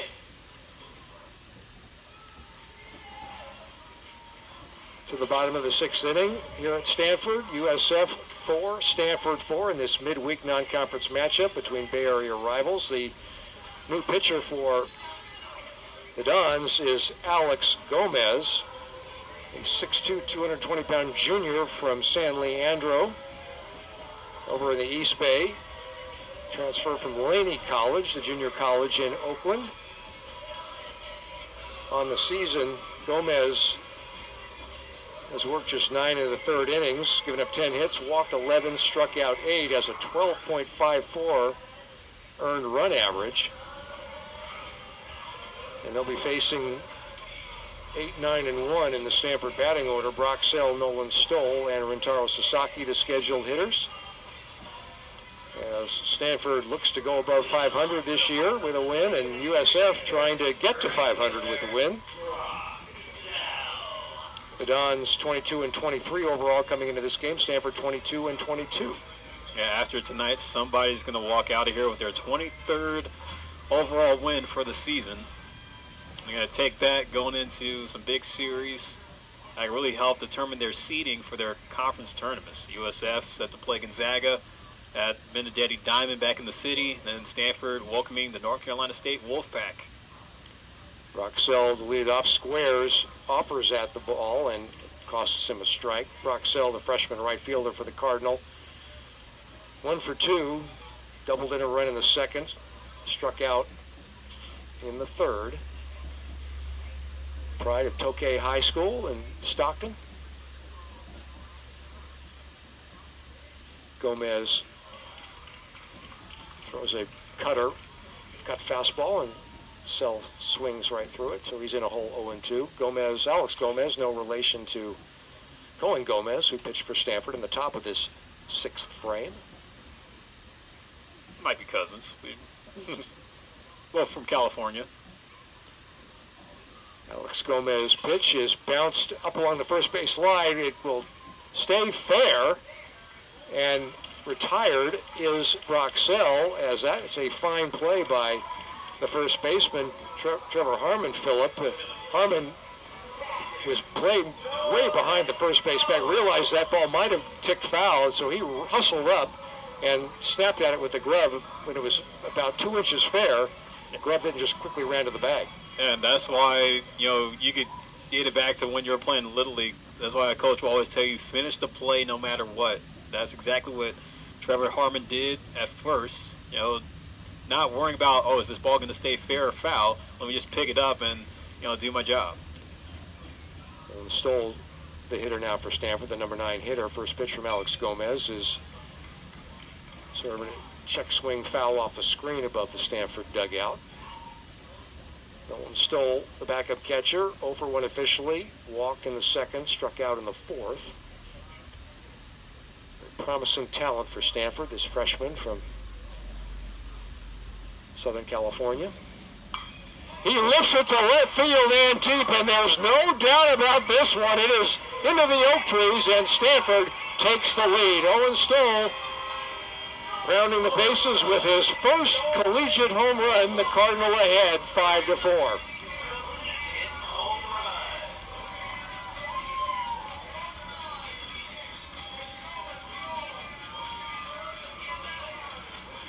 Well, that has to feel good, Philip. Oh, for sure. Nolan Stoll getting the first one out the way. He just took a 79-mile-per-hour pitch from Gomez and launched it into the trees over the left field wall. There's no chance for Landry to get it, but Nolan Stoll, first collegiate home run, going 385 feet.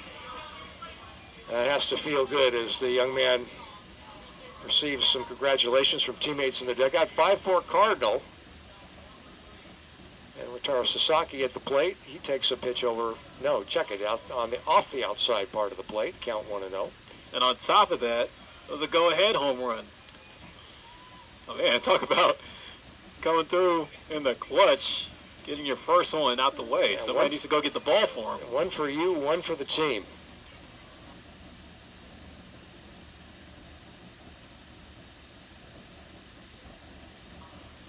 Gomez's pitch is low. The count 2-0 to Rintaro Sasaki, who is 1 for 3, the Cardinal leadoff man and leading home run hitter.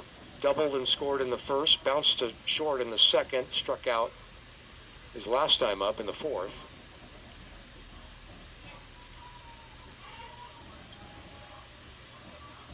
Gomez pitch ran up and in. Sasaki ahead in the count 3-0. You know what they say, you always remember your first. Nolan Stoll is going to hit a lot more of those during his time here on the farm. It was way up in the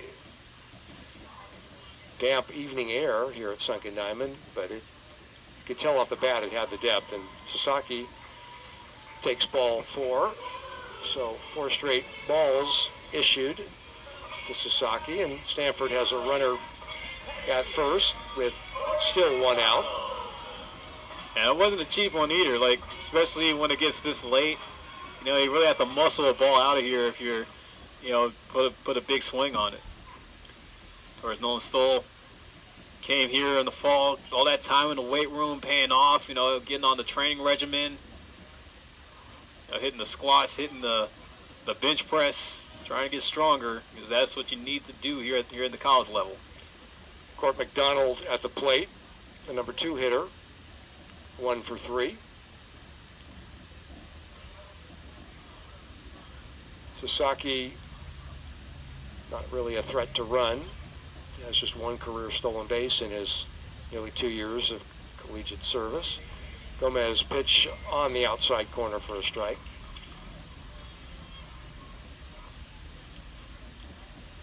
Five runs, 9 hits for Stanford. 4 runs, 6 hits for USF.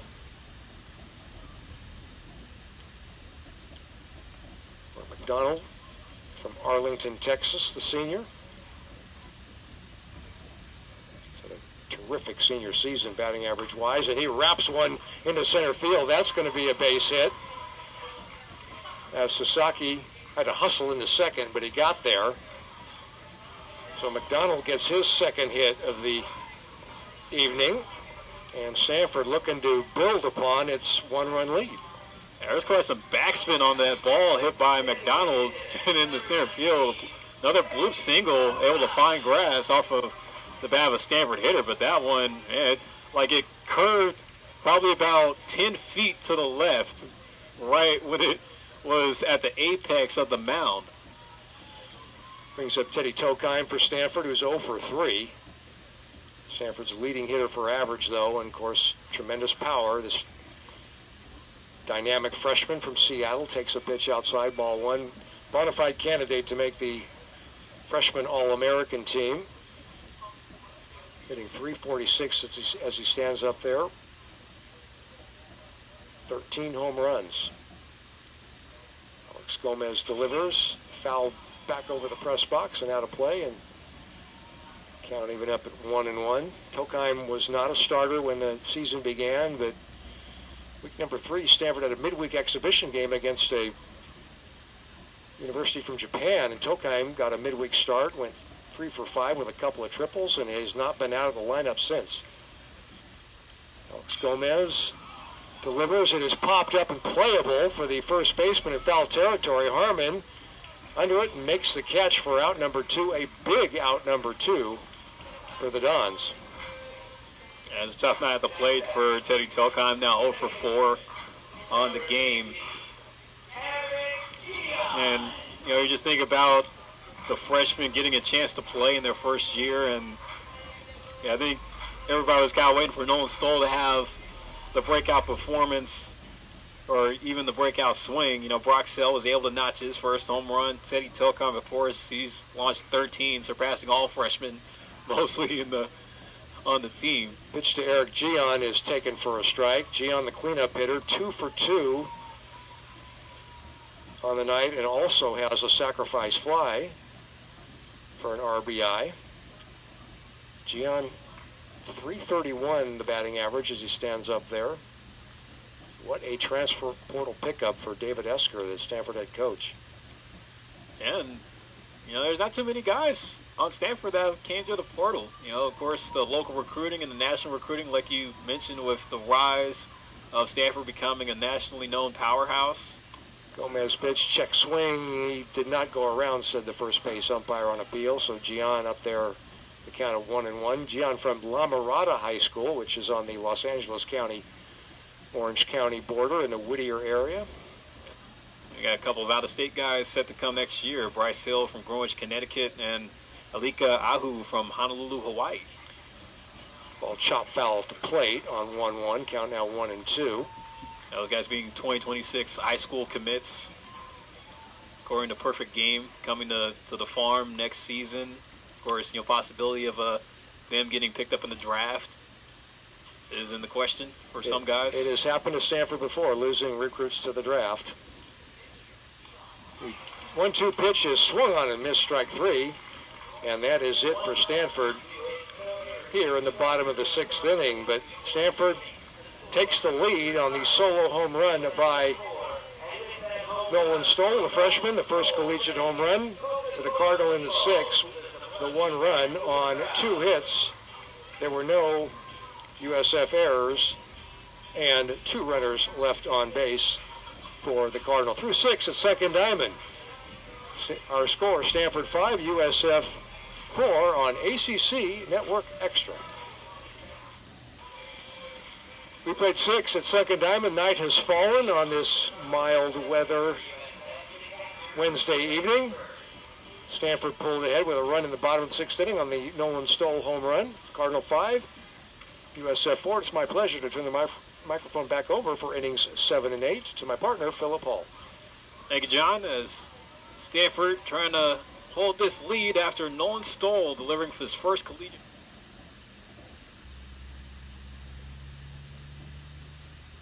And he's been reliable for David Esker coming out the bullpen all season long.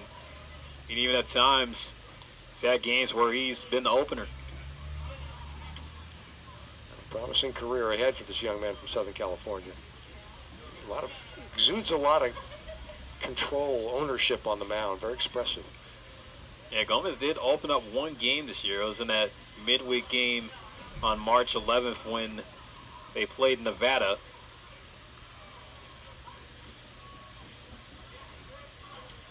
Went 2 1/3 in that game. Didn't do too well, though. They gave up 4 runs on 4 hits. Count full on Vassell. Missed out for ball 4.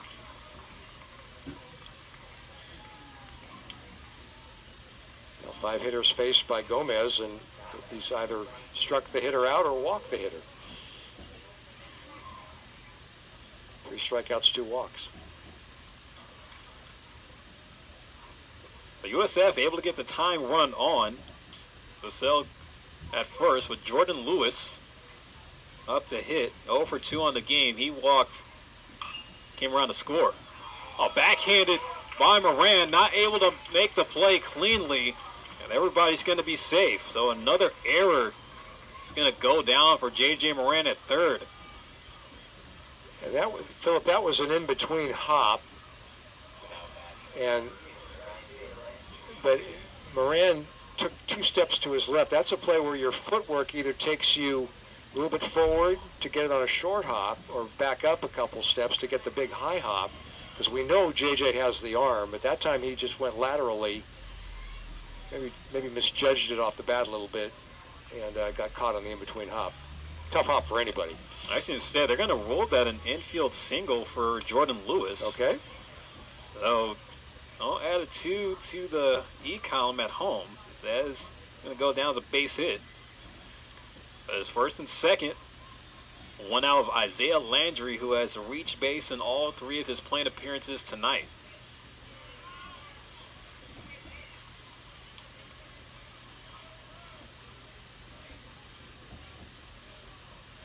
Now Landry opened up the game with a 2 RBI double in the second. He walked in the 4th and singled in the 6th.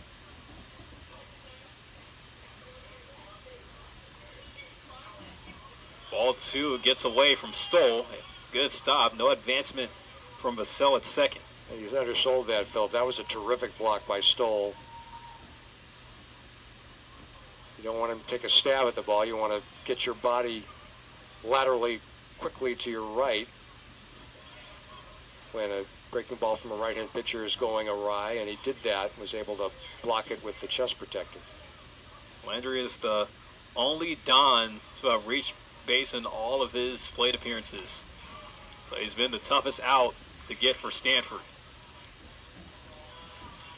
Count is at 3-1. If you're a Stanford fan, he has been a pesky and dangerous number 9 hitter, really a quasi leadoff hitter. Oh yeah.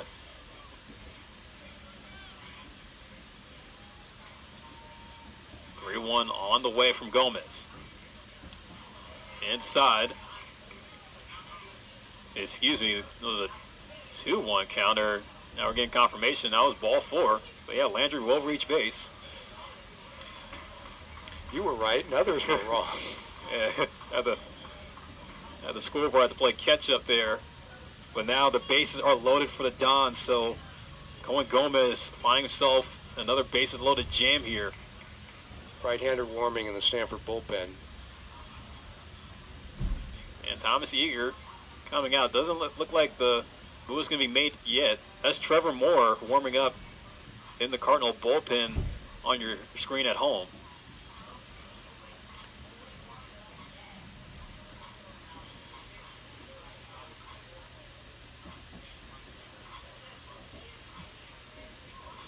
Yeah, but San Francisco's struggles came with the bases loaded. They have given up 2 opportunities where they could have really done some damage against the Stanford pitching, but players like T.J. Rogers struck out with the bases loaded. Eddie Esquivel, we saw him go down on a backwards K with the bags juice in the last inning. But now coming up to hit Jared Lewis, we're going to see what he can do in a bases loaded spot.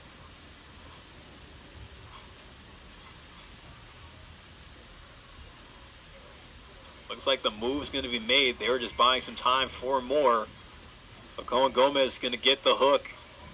Trevor Moore, who's been the overall best reliever for Stanford this season, coming in a big spot where he's going to need to get 2 outs to keep the lead for Stanford and to keep San Francisco off the board.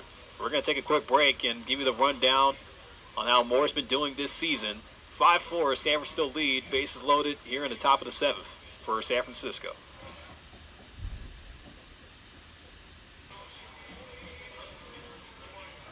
Oh, the Dons with a chance to tie it or get the lead with one big swing that they were hoping to get out of Jared Lewis. But Stanford trying to keep the lead of 5-4. Trevor Moore come out the pen as he has been a raging bull all season for the Cardinal.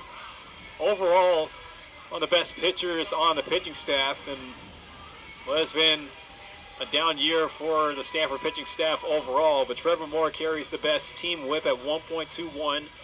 Has the most wins, with 5 wins on the year, the most saves at 3. He's even carried an opponent batting average of 188, so he's been tough to hit against. Well, and to illustrate this unusual Stanford pitching season, Philip, in which Stanford really has not had a Friday starter, Saturday starter, Sunday starter, Trevor Moore is 3rd in innings pitched on this Stanford team, despite having not started a game. And he's put together, as you pointed out, a very fine ERA in 33 1/3 innings, 3.24, and had that streak there of scoreless innings. Absolutely. In the teens. Yeah, absolutely. And even you could chalk that up to how many appearances that he's had. He was tied with Cohen Gomez coming into tonight. Of course, Cohen Gomez being relieved and Trevor Moore now coming in, both now with 21 appearances on the season, the most used coming out of the Stanford bullpen. Here we go as we're back to play in the top of the 7th. Bases loaded in a 5-4 game with Stanford in front, but San Francisco trying to change that with Jared Lewis coming up, who's 1 for 3 on the game. And the lone switch hitter in the lineup for the Dons, now hitting from the left side. First pitch to Lewis, taken for ball 1 out. Have a sell at 3rd. Jared's brother Jordan at 2nd, and Isaiah Landry at first base. 1-0 pitch hits the corner, strike 1 from Moore.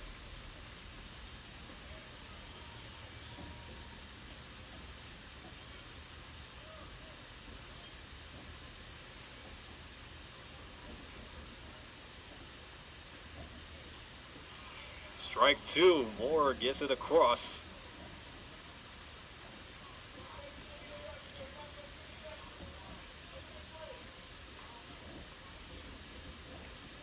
Francisco has already struck out with the bases loaded twice tonight. Moore trying to make it thrice. Ooh, just a little bit. Try to get Lewis to go after the high pitch there. Oh, count now even at 2-2.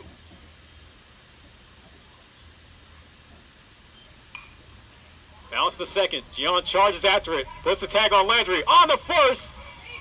In time, Sasaki holds on to it. What a double play by Eric Gian. I think USF may want to challenge that alleged tag or that tag call on the runner trying to advance from first to second. Yeah, it was a close play there. Like from our angle, looked like Gian got it. The umpires are joining up, trying to see if a challenge is going to be called here by Rob DeToma. And the Stanford infield, or excuse me, the fielders are coming back on the diamond. And yeah, they are going to go to a challenge, so they... I think it's the tag. The first out of that double play was on that slow hit ball to second. Gian made a swipe at the runner going from first to second, Isaiah Landry. And the question, I think the challenge is that as opposed to something at first base with Sasaki not having the foot on the bag or something like that. Clearly the throw was in time, I thought, to get the runner at first. But that may be an issue, too. But we also saw Sasaki, looked like he didn't really secure the ball properly on that bang-bang play at first. I'm sure they're going to look at both plays to make sure that they have the right to look at all of it. Yeah, there has to be an out that was recorded someplace, whether that was the tag on Landry or the out at first to get one of the two. Lewis at the bag. But man, talk about an opportunity. Landry, when he got to second base, at the conclusion of that purported double play, made the motion to the ear flaps of his batting helmet to the dugout as if to say, I wasn't tagged. Oh, here comes the decision from the umpiring crew after their short time in the camera well. I'm going to say that Lewis is safe at first. Landry was out on the tag. However, this game is now tied as Vassell was able to score on the play. So it will go down as a fielder's choice with an RBI. We got a tie ball game once again here in the top of the seventh, 5-5. Stanford not out of the inning yet, but they do have two outs.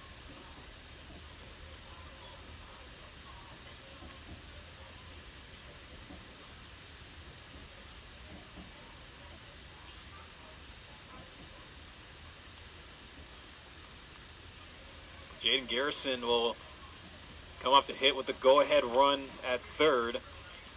The Lewis brothers are on base. Jordan at third, Jared at first. As the Lewis brothers are at the corners. Jordan at third and Jared at first. Garrison swings but hits a foul ball.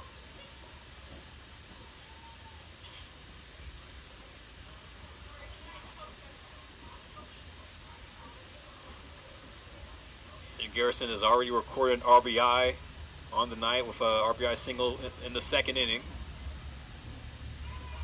Runner takes off. Stoll fakes the throw as he'll give Jared Lewis the bag. So he'll get on the stolen base, putting both of the Lewis brothers in scoring position.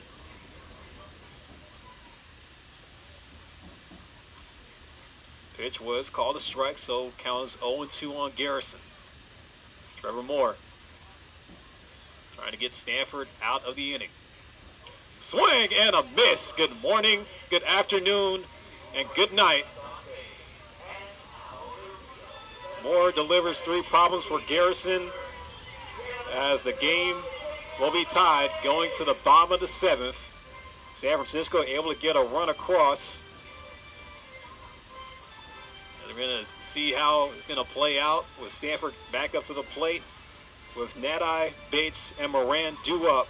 Stretch time here at the farm, 5-5 here on the ACC Network Extra.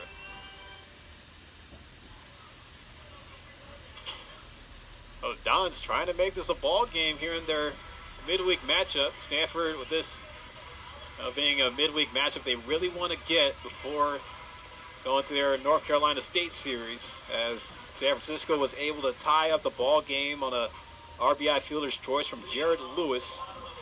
As it's 5-5 here in the bottom of the 7th, as the Dons will go to Braden Rowan, come out the bullpen for San Francisco. Junior from Aliso Vale, California, JUCO transfer out of Golden West College. He's going to see Jimmy Nadai, who will step in the lead off. Nadai shows bunt, pulls back. It's strike one. Nadai has an RBI double on the evening. He did that in the 3rd inning. So that was the hit that was able to get Stanford within a run. They were down 4-2. Fly ball hit to right. It's going to be Lewis. He'll play underneath it perfectly. 1 away.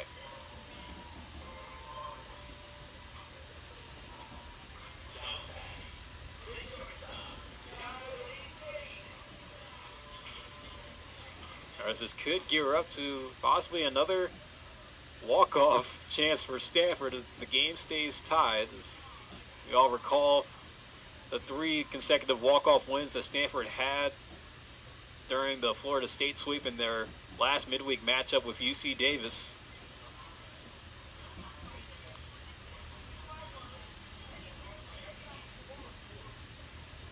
It's Charlie Bates now.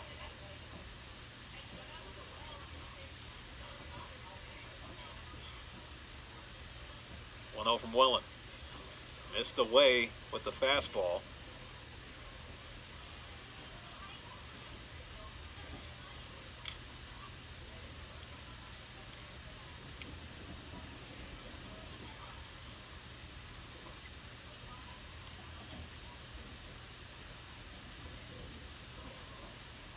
Goes straight to the backstop.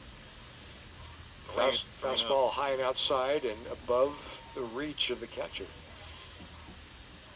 I don't think Bates is going to get the green light here, this being a tie ball game. You have J.J. Moran on deck.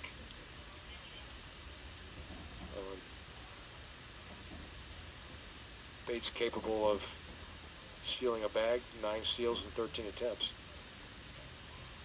Takes all the way right down the plate.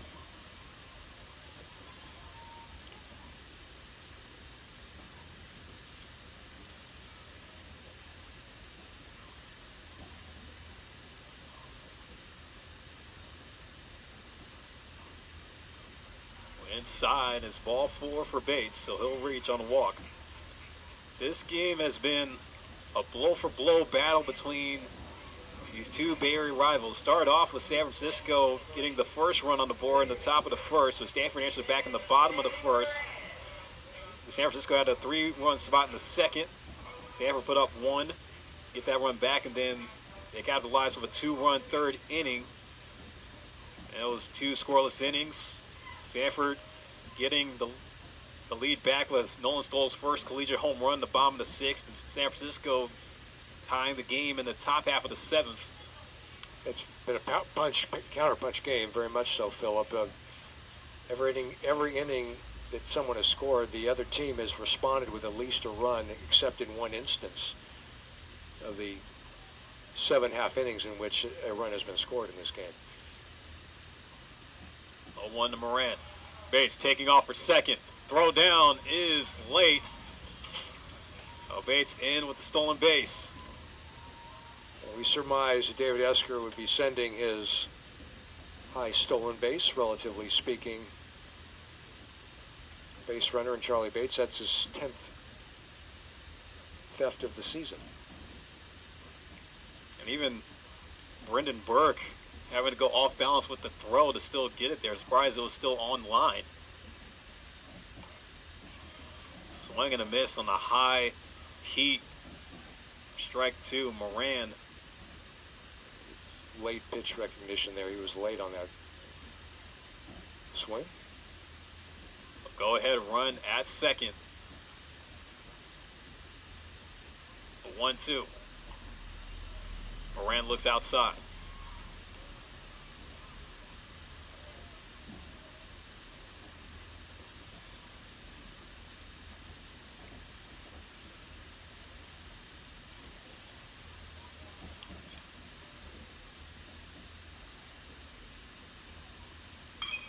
Moran pumps it deep to center field. Harrison having to go back, and he'll play that off the wall. Takes a bounce. Here comes Bates. Moran chasing for third. He'll slide in with a triple. Big time hit for the kid from San Diego. And Stanford are back in front 6-5. He got all of it, Philip, as you mentioned. A drive that went over the head of the speedy center fielder Garrison, who was positioned deep to begin the play. And the ball landed on the warning track, one hopped the wall.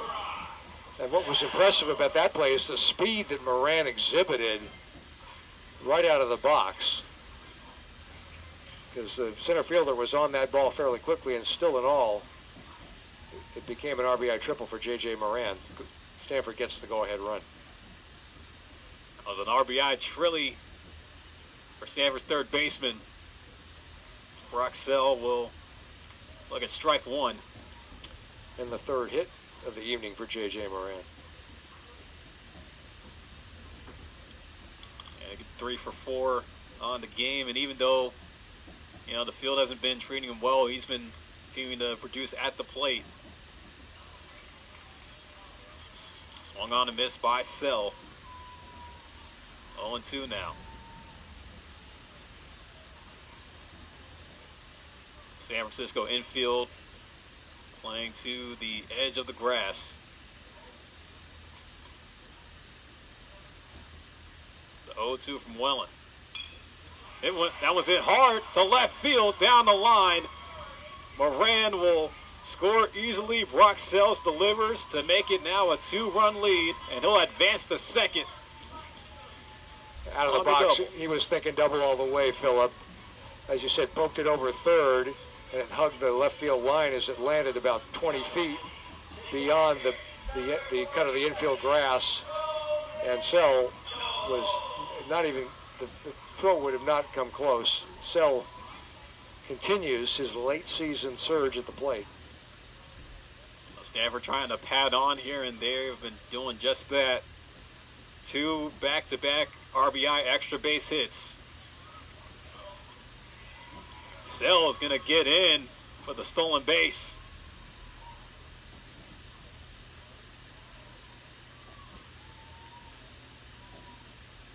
Nolan Stoll, who hit his first collegiate home run his last time up. It was a solo shot, but it was a go-ahead home run in the bottom of the 6th. Might try to do it again. Missed outside.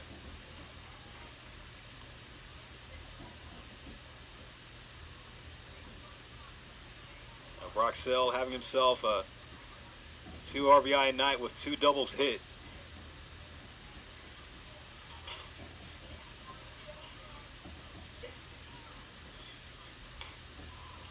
Stoll trying to send that one to the moon that time. Swings and misses through it. Infield in for USF. All 4 infielders at the cut of the grass, trying to cut off the run at the plate with 1 out. Infield in. 1-2. Wellen able to get Stoll on strike 3. There's 2 gone. Yeah, worked the outside part of the plate and had Stoll reaching.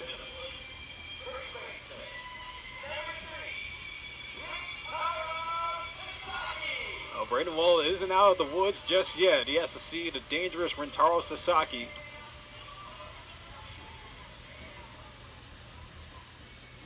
Sasaki 1 for 3 on the game. He doubled all the way at the beginning of the night in the first inning. Foul tips the first pitch. Not wasting any time up there. Wellen had that fastball by Sasaki. That's usually one that Sasaki just eats up. Well, when you blow it past Sasaki up, that means you got some good velo. Oh, he's gonna hit it right through the hole in the right center. He'll deliver, driving in Sell to now make it an 8-5 Stanford lead. Stanford breaking out the bats in this 7th inning. Last 4 hitters, a triple, a double, and a single, all of which producing an RBI. And we'll hit Zilla. Delivers with his 2nd hit on the game, and San Francisco just crumbled here in the later innings. It's like Brandon Wellen's going to get the hook. Rob DeToma making the long walk out. Going to bring in a new arm to try to get the Dons out of the bottom of the 7th, as Stanford putting together another big inning, and this one is going to need the count. But we're going to take a break and give you the update on who's coming in for San Francisco, as it's going to be Paul Wheeler. So we'll give you the rundown of the lefty sophomore set to come in to pitch for the Dons.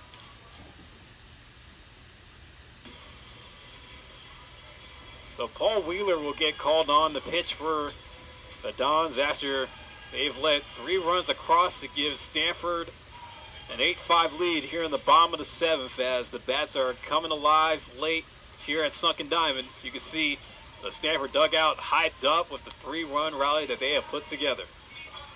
Energized as they get set to face yet another USF pitcher, Paul Wheeler. Young man, Paul, from Los Altos, which is the city about 5 miles from here, pitched at Bellarmine High School in San Jose. And transferred in from UC Santa Barbara. Oh, coming back home to the Bay, trying to get things right with USF. He's going to see Court McDonald, who comes up with 2 out. Rentaro Sasaki at first base. McDonald turns on that one, and it's going to stay fair down the right field line. Sasaki with a big turn at second. He'll stay put. Court McDonald getting his 3rd hit on the night. Stanford up to 14 hits. And multiple guys with 3-hit nights. We talked about J.J. Moran with the 3 hits. Yep. Court McDonald now joins that club. Now here's a guy trying to get himself in the hit column, Teddy Tokheim. Up now, 0 for 4. 5th at bat on the game. Now look at strike 1 from Wheeler. Only Stanford players in the lineup without hits tonight. Tokheim and Bates. Runs inside. Tokheim at the back away from it. Wheeler on the season, a 6.39 ERA. This being his 12th appearance. Another one misses in.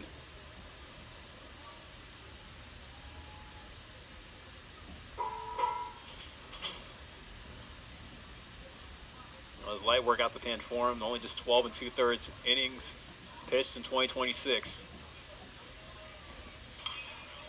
Tokheim swings and pops up the 2-1 over near second. Lewis able to make the play, and the inning is over. But man, Stanford, talk about production, able to break out of the tie, putting up 3 runs in the bottom of the 7th on 4 hits. Saw the RBI triple from J.J. Moran, the RBI double from Brock Sell, and Rentaro Sasaki delivering with the RBI single to now make it an 8-5 game as we go into the 8th here at Sunken Diamond.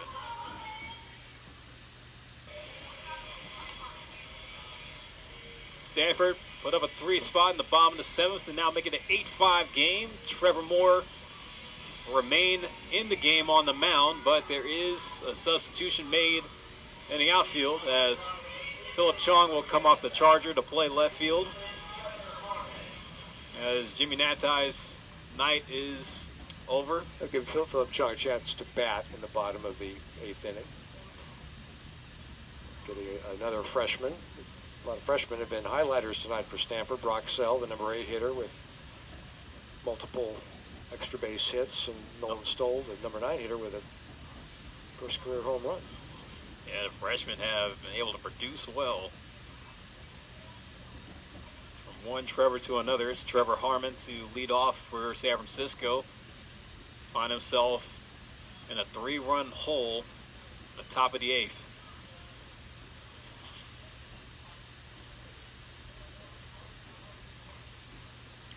Missed away for ball 1. Johnny Moore's dad, Tim, pitched for Stanford in the early 1990s. Stanford has a couple of pitchers whose fathers pitched a generation prior on this very field. Moore's won once, swung on a miss. Got him with some junk there.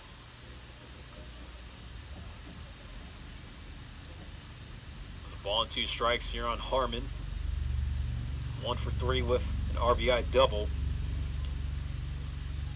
Now you can see for the Dons, they've had chances to run up the score, especially you look at back at those situations where they had the bases loaded but weren't really able to produce much.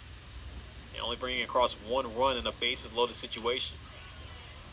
Moore just pumped him there. Gets him on strike 3.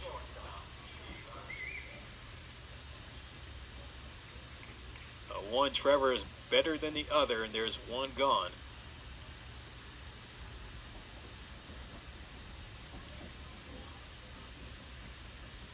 And TJ Rogers back to the plate.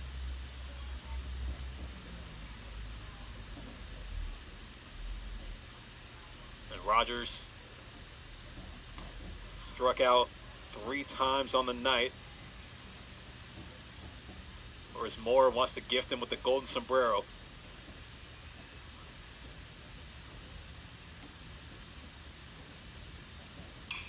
A 1 hit hard through the 5-6 hole in the left field.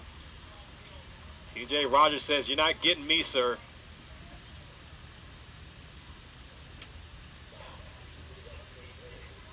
Yeah, Rogers, a tough night, struck out his first 3 times up, but he's the best looking hitter, sort of eye test, along with Esquivel, who's the hitter here, and got the barrel out that one and ripped it to left.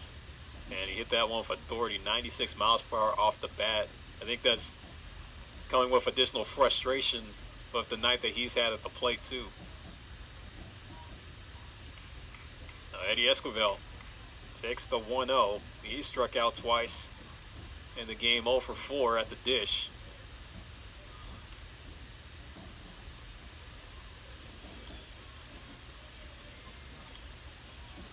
As we think with Eddie Esquivel, who still has a 6-game hitting streak on the line, trying to get it up to 7.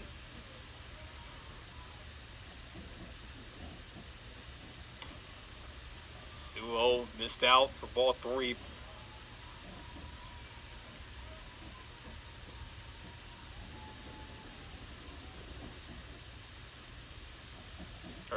During the 6-game hit streak, he's 8 for 22 of a double and a home run. It's going to be a 4-pitch walk given up by Moore. San Francisco now getting the tying run to the plate, and Brendan Burke.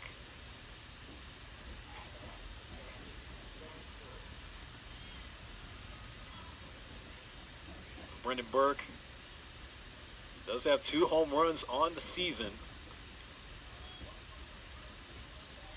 If he were able to muscle one out of here, it would tie up the game.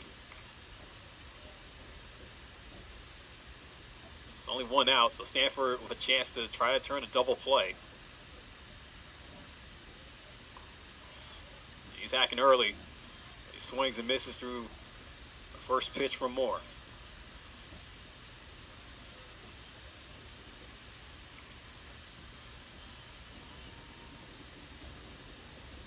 You go 1.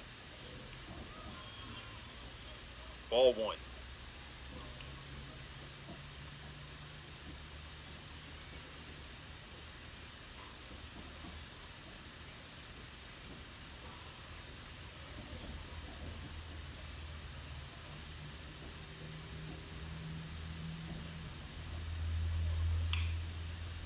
On the ground to Bates.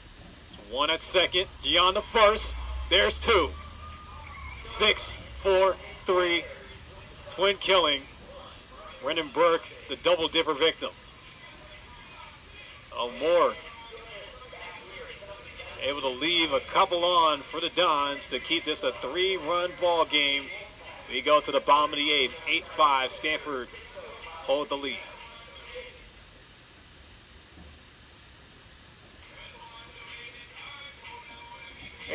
Stanford hold the lead over San Francisco, trying to go for their 15th consecutive win against the Dons in this all-time series, and it will be win number 102 in the meetings that San Francisco and Stanford have had since 1959. Some bragging rights continue to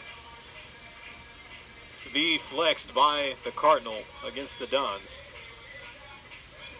It's going to be Gian, Nadai, and Bates due up here in the bottom of the 8th, as it'll be Thomas Gonzalez to come on the pitch for San Francisco, the freshman righty out of Laguna Beach, California. Yeah, Gonzalez, his stats on the season, he's a freshman, 9.53 earned run average. He's worked 17 innings, given up 22 hits, walked 15, struck out 14. So another freshman for USF with a chance to get some work in, try and keep USF down just 3. Ball 1 or to Eric Gian, who's had himself a pretty good night. 2 for 3 with a RBI on a sac fly.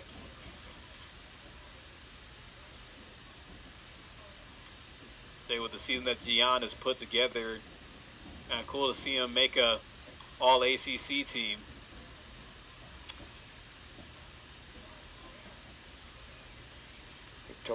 Tokheim is a shoe-in for all freshmen. Oh, he's a shoe-in for just about anything at this point. Freshman of the year, freshman All-American, all ACC freshman, you name it. Dive at short by Rogers, knocks it down, but can't make the play. Heck of a dive by Rogers at short. That ball was just smoked.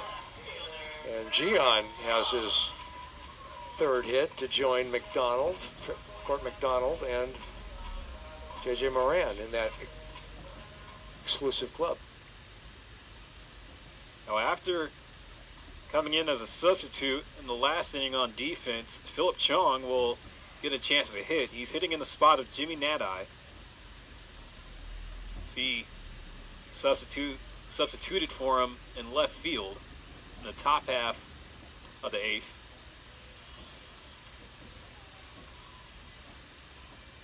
Going to look at ball 1.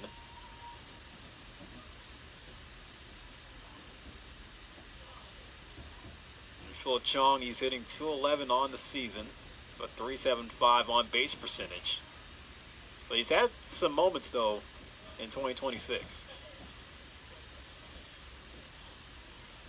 I remember that midweek game against UC Davis. He had a clutch hit late in the game, was definitely trying to do everything he could, providing the speed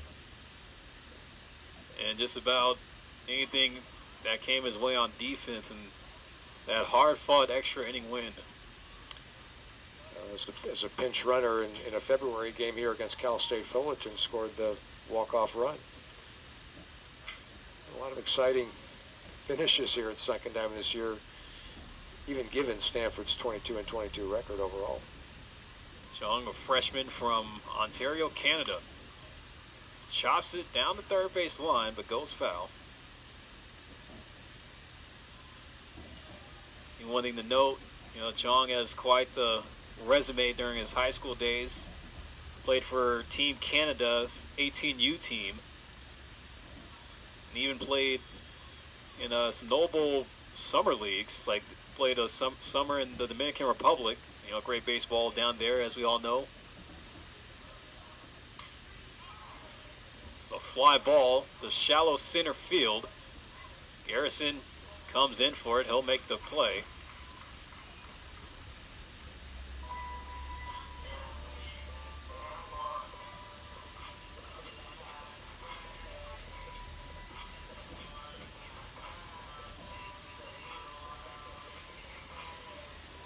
Charlie Bates due to hit. Looks like there's going to be another call to the pen from Rob DeToma. That was a short outing for Thomas Gonzalez. A productive one. He was able to get an out. But the Dons are going to leave it up to the new arm coming out. That was going to be Jackson Thielen, graduate lefty, will take the mound. So it's set up to be a lefty-on-lefty matchup with Charlie Bates due to hit. We'll take a break and give you the rundown on Thielen when we come back.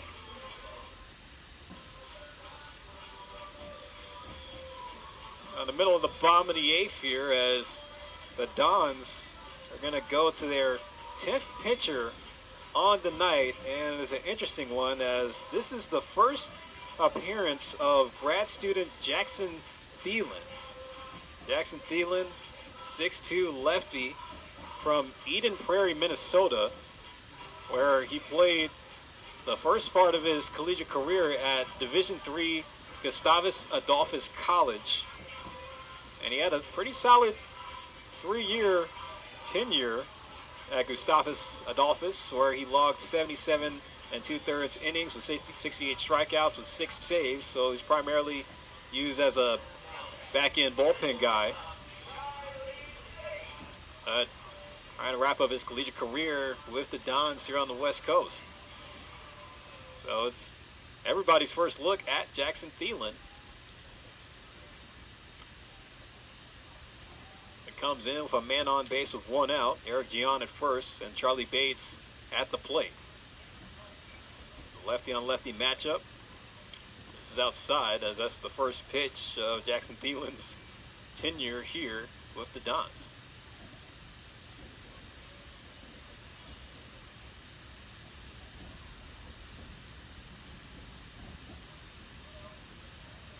Missed away 2-0. And coming from Gustavus Adolphus College, as mentioned, Division III university in his home state of Minnesota.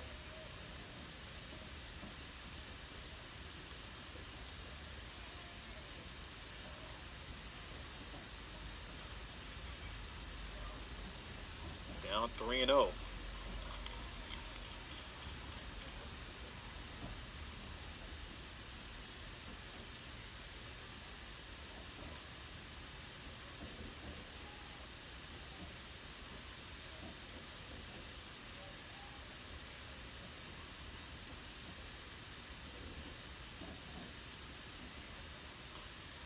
Bates taking all the way for ball 4.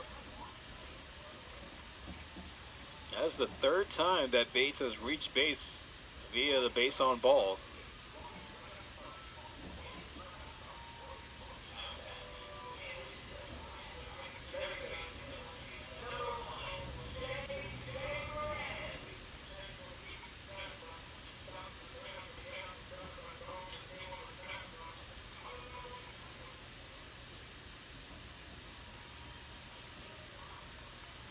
J.J. Moran going to come up to hit, delivered with the RBI triple in the bottom of the 7th. His last time up. Looks at ball 1. He's having a good night at the plate, 3 for 4. A couple of RBIs.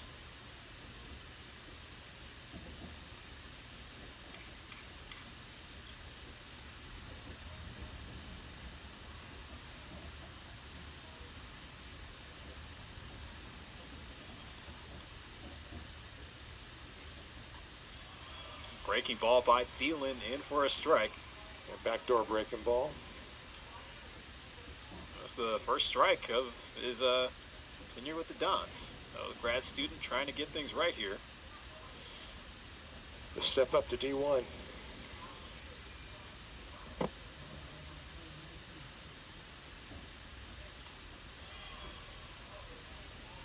there for ball 2.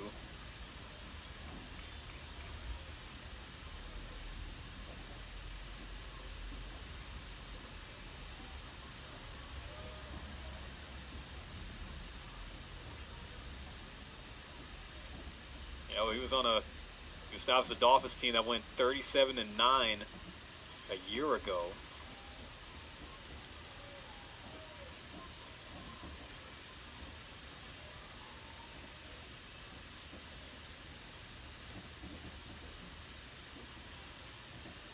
Three and one on Moran.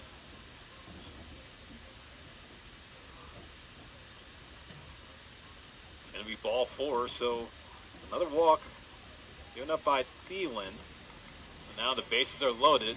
And yes, there is action in the USF bullpen. Could they go to pitcher number 11? You bet they could. I'll have to see it. This isn't the debut that Thielen has been hoping for. Give you more information on him. Last year at Gustavus Adolphus, he had a 4.40 ERA and 15 games pitched with a 4-1 win-loss and 30 2/3 innings pitched with 27 strikeouts. So Rob Jatoma saw something in him, especially him coming from the D3 level. You put your name in the portal, and you never know what kind of nibble you might get. Yeah, well, there was a record number of college players that were in the transfer portal last season. Roxell has swing, but home plate umpire Frank Flugrat says he went around.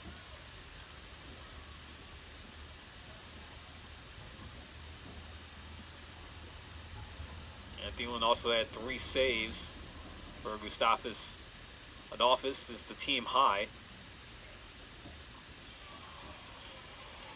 Nice breaking ball there, and for strike 2. Lefty on lefty, that curveball is freezing Sell. Sell at the plate, though, Philip, 5 for his last 10, and among the 5 hits, 2 doubles and a triple.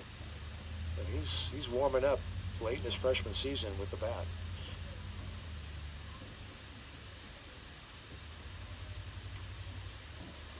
1-2 missed out, goes to 2-2. That Gustavus Adolphus team that Thielen was on made it to the NCAA D3 regionals, where they lost in the elimination game against University of Chicago. High academic university there. You know, a lot of geniuses coming from Chicago. Had a professor there in the law school that became a president of the United States by the name of the Honorable Barack Obama. Hey. Saw him on Colbert last night. There was a sit down. Full count on Roxell. Bases loaded, 1 out. Oh, Thielen just misses as he's going to walk in a run as Gian will come across to now make it a 9-5 lead for Stanford. 3rd RBI of the night for Roxell. And indeed, we will get the 11th pitcher, I do believe, here. And so Jackson Thielen, hoping to put together a good outing in his San Francisco debut, but... Well, and I'm guessing that this was maybe his only opportunity to pitch this year. Yeah, like you used the midweek game. Right. To get the young man who came all the way out west to come to school, and hoping for, I would imagine, more appearances. We don't know if the young man was injured, but if not injured, then he just hadn't gotten into a game yet. And that's a nice move by Rob Jatoma to get that transfer from Division III Gustavus Adolphus into the game. Not a great outing, but got a chance to pitch in a D1 game. Yeah, I mean, hey, that's something you could definitely put on the resume for sure. As Jackson Thielen will depart, as it's going to be Wesley Harwell, the 11th arm to come in for the Dons to get out of the bases loaded jam. 1 gone, and Stanford putting a run across here in the bottom of the 8th. We'll take another break and give you the rundown on Harwell when we come back.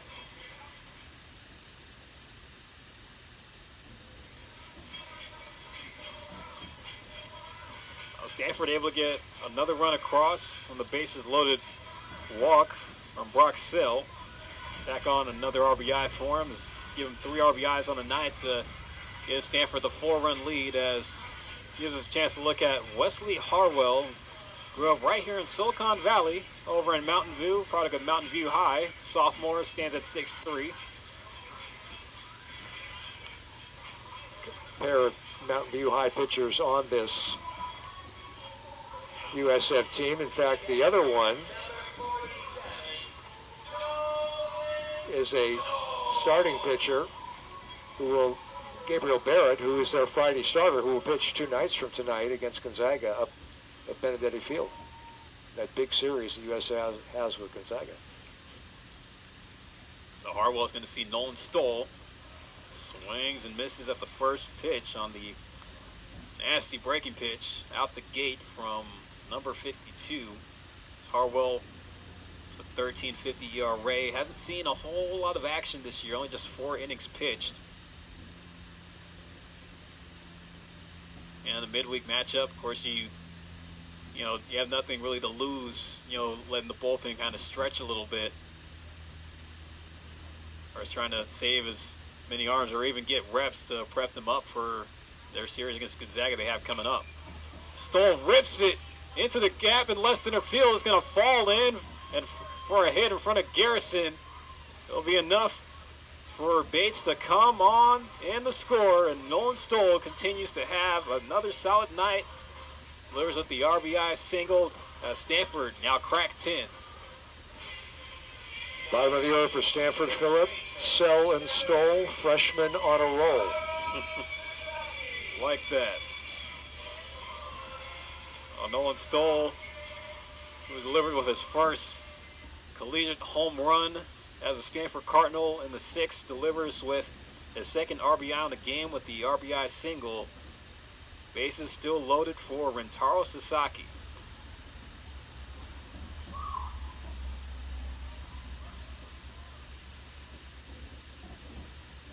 And Moran at third, Brock Sell at second, and Nolan Stoll at first.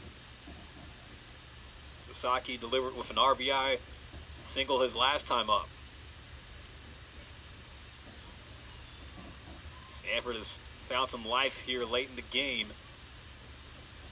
Of course, we know the high-powered offense they've played in some high-scoring games as of late.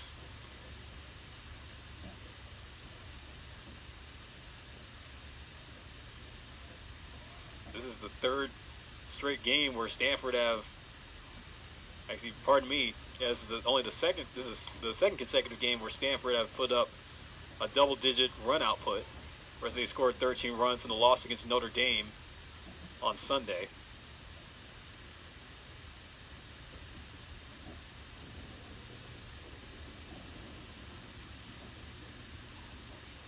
Reno on Sasaki, see if he gets the green light.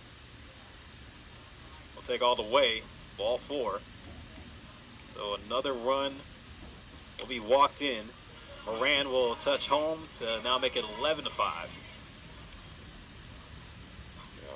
Harwell not having pitched much, probably amped up a bit, pitching at the big school so close to where he went to high school, and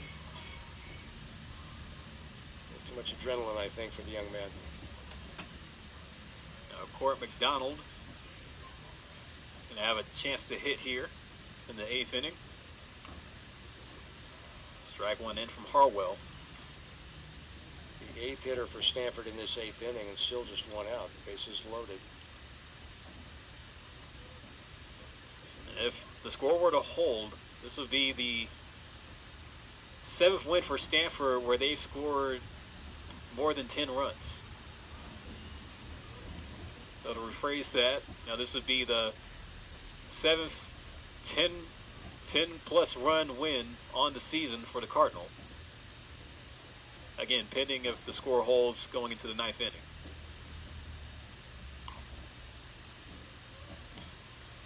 But Harwell is missing away on all these pitches. Tailing fastball, and not sure how many more arms Rob DeToma has. The correction, make that this being the 9th win on the season. Count those wins they were able to get in that early season tournament they played down in Arizona, where they scored more than 10 against a ranked Arizona team at the time, and that 11-6 win over Nebraska. So it would be the 9th 10-plus run win. 3-1 to McDonald. Ball 4. San Francisco struggling to find the strike zone. So another run gets walked in. It's the 5th walk of the inning and the 3rd walk that has produced an RBI.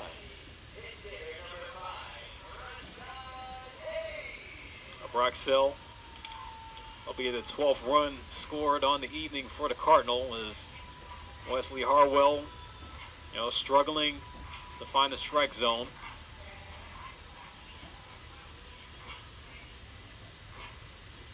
We're going to get a pinch hitter coming up as it's going to be Rashad Hayes, who will be pinch hitting for Teddy Tocon.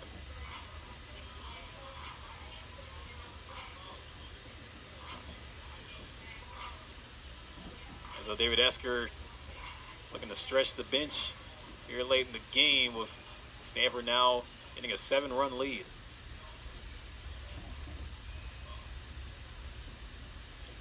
Now the season high for most runs scored in a game for the Cardinal is 17.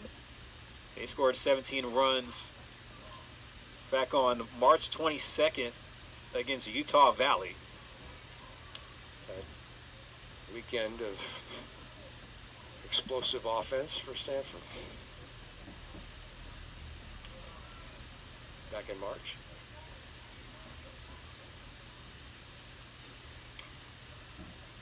Missed high, ball 2 to Hayes. Shot Hayes only with 11 at bats, the freshman from Oakland. Trying to develop himself in this Stanford program, or is in the hope to see him get more playing time as the years go on.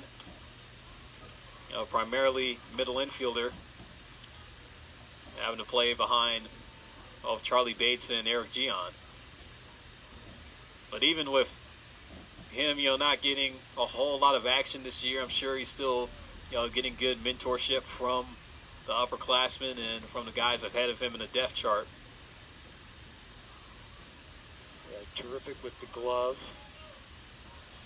Challenge, and you hit upon it earlier in the broadcast. Get stronger, get in the weight room, become a legit gap hitter in a power conference. Does have a couple of hits this year in the times that he's appeared. He does have a double. Swing and a miss. Count goes full. There's Rashad Hayes. He's had himself a solid high school career coming from Bishop O'Dowd High School in Oakland. He even played on the national team as a youth player. It was a 12U Team USA squad that he was with. Once bounced to short, hit by TJ Rogers, will step on second, on the first for the double play to end the inning. Stanford pack on some much needed insurance. They bring across 4, hardly have to swing the bat to do it. Only 2 hits recorded in the inning. But we're going to go to the 9th as they're going to look to shut things down here at Sunken Diamond. 12-5 as we'll be back from Sunken in the top of the 9th here on the ACC Network Extra.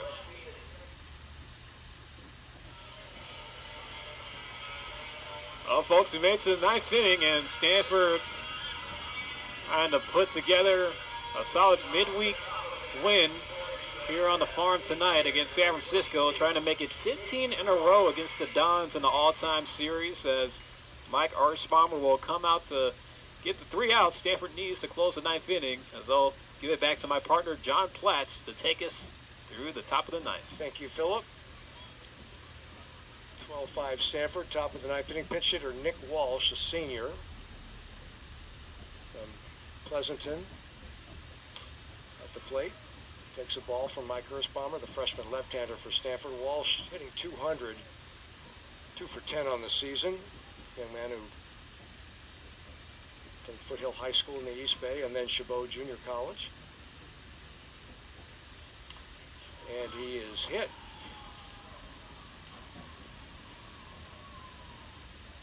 So Walsh will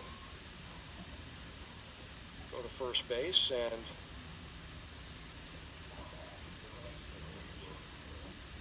Jordan Lewis will come to the plate, the right fielder, who is 1 for 3 on the evening. Singled his last time up.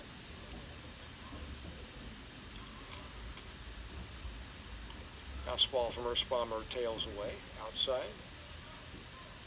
Stanford will have senior day on Sunday, the ACC home finale, the penultimate home game this year. Stanford, North Carolina State, 1:05 p.m. first pitch. Breaking ball from Earthbomber over for strike. It's also Mother's Day, so a couple of reasons to come out here. Come out with your mom. Yeah. Enjoy this beautiful venue called Sunken Diamond and send off a number of Stanford seniors. Will be honored prior to the game. Pitch from Earthbomber missed low.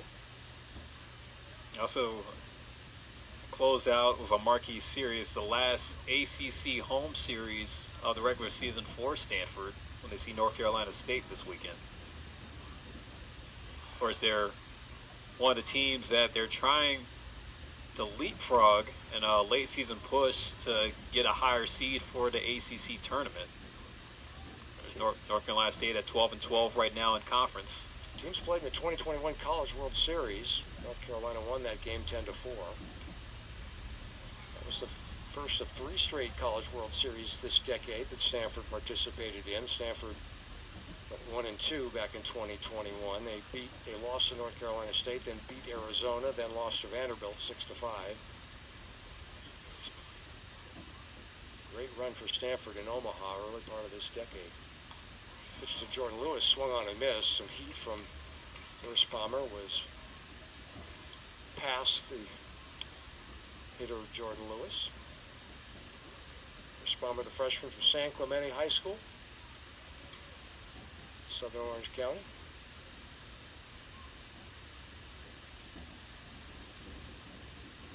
It's on the way, foul back to the screen. Count remains 3-2. And the Wolfpack aren't too far removed from a recent trip to Omaha. They were in the College World Series in 2024. So twice this decade. And Elliott Avent in his 30th year with the Wolfpack. One of the best in the game and accumulated a 4-digit number of wins at NC State. Should be a great series. You mentioned the speed of the Wolfpack. Yeah, we'll also see a battle of who could win the ACC Freshman of the Year. Rhett Johnson on North Carolina State having a solid year.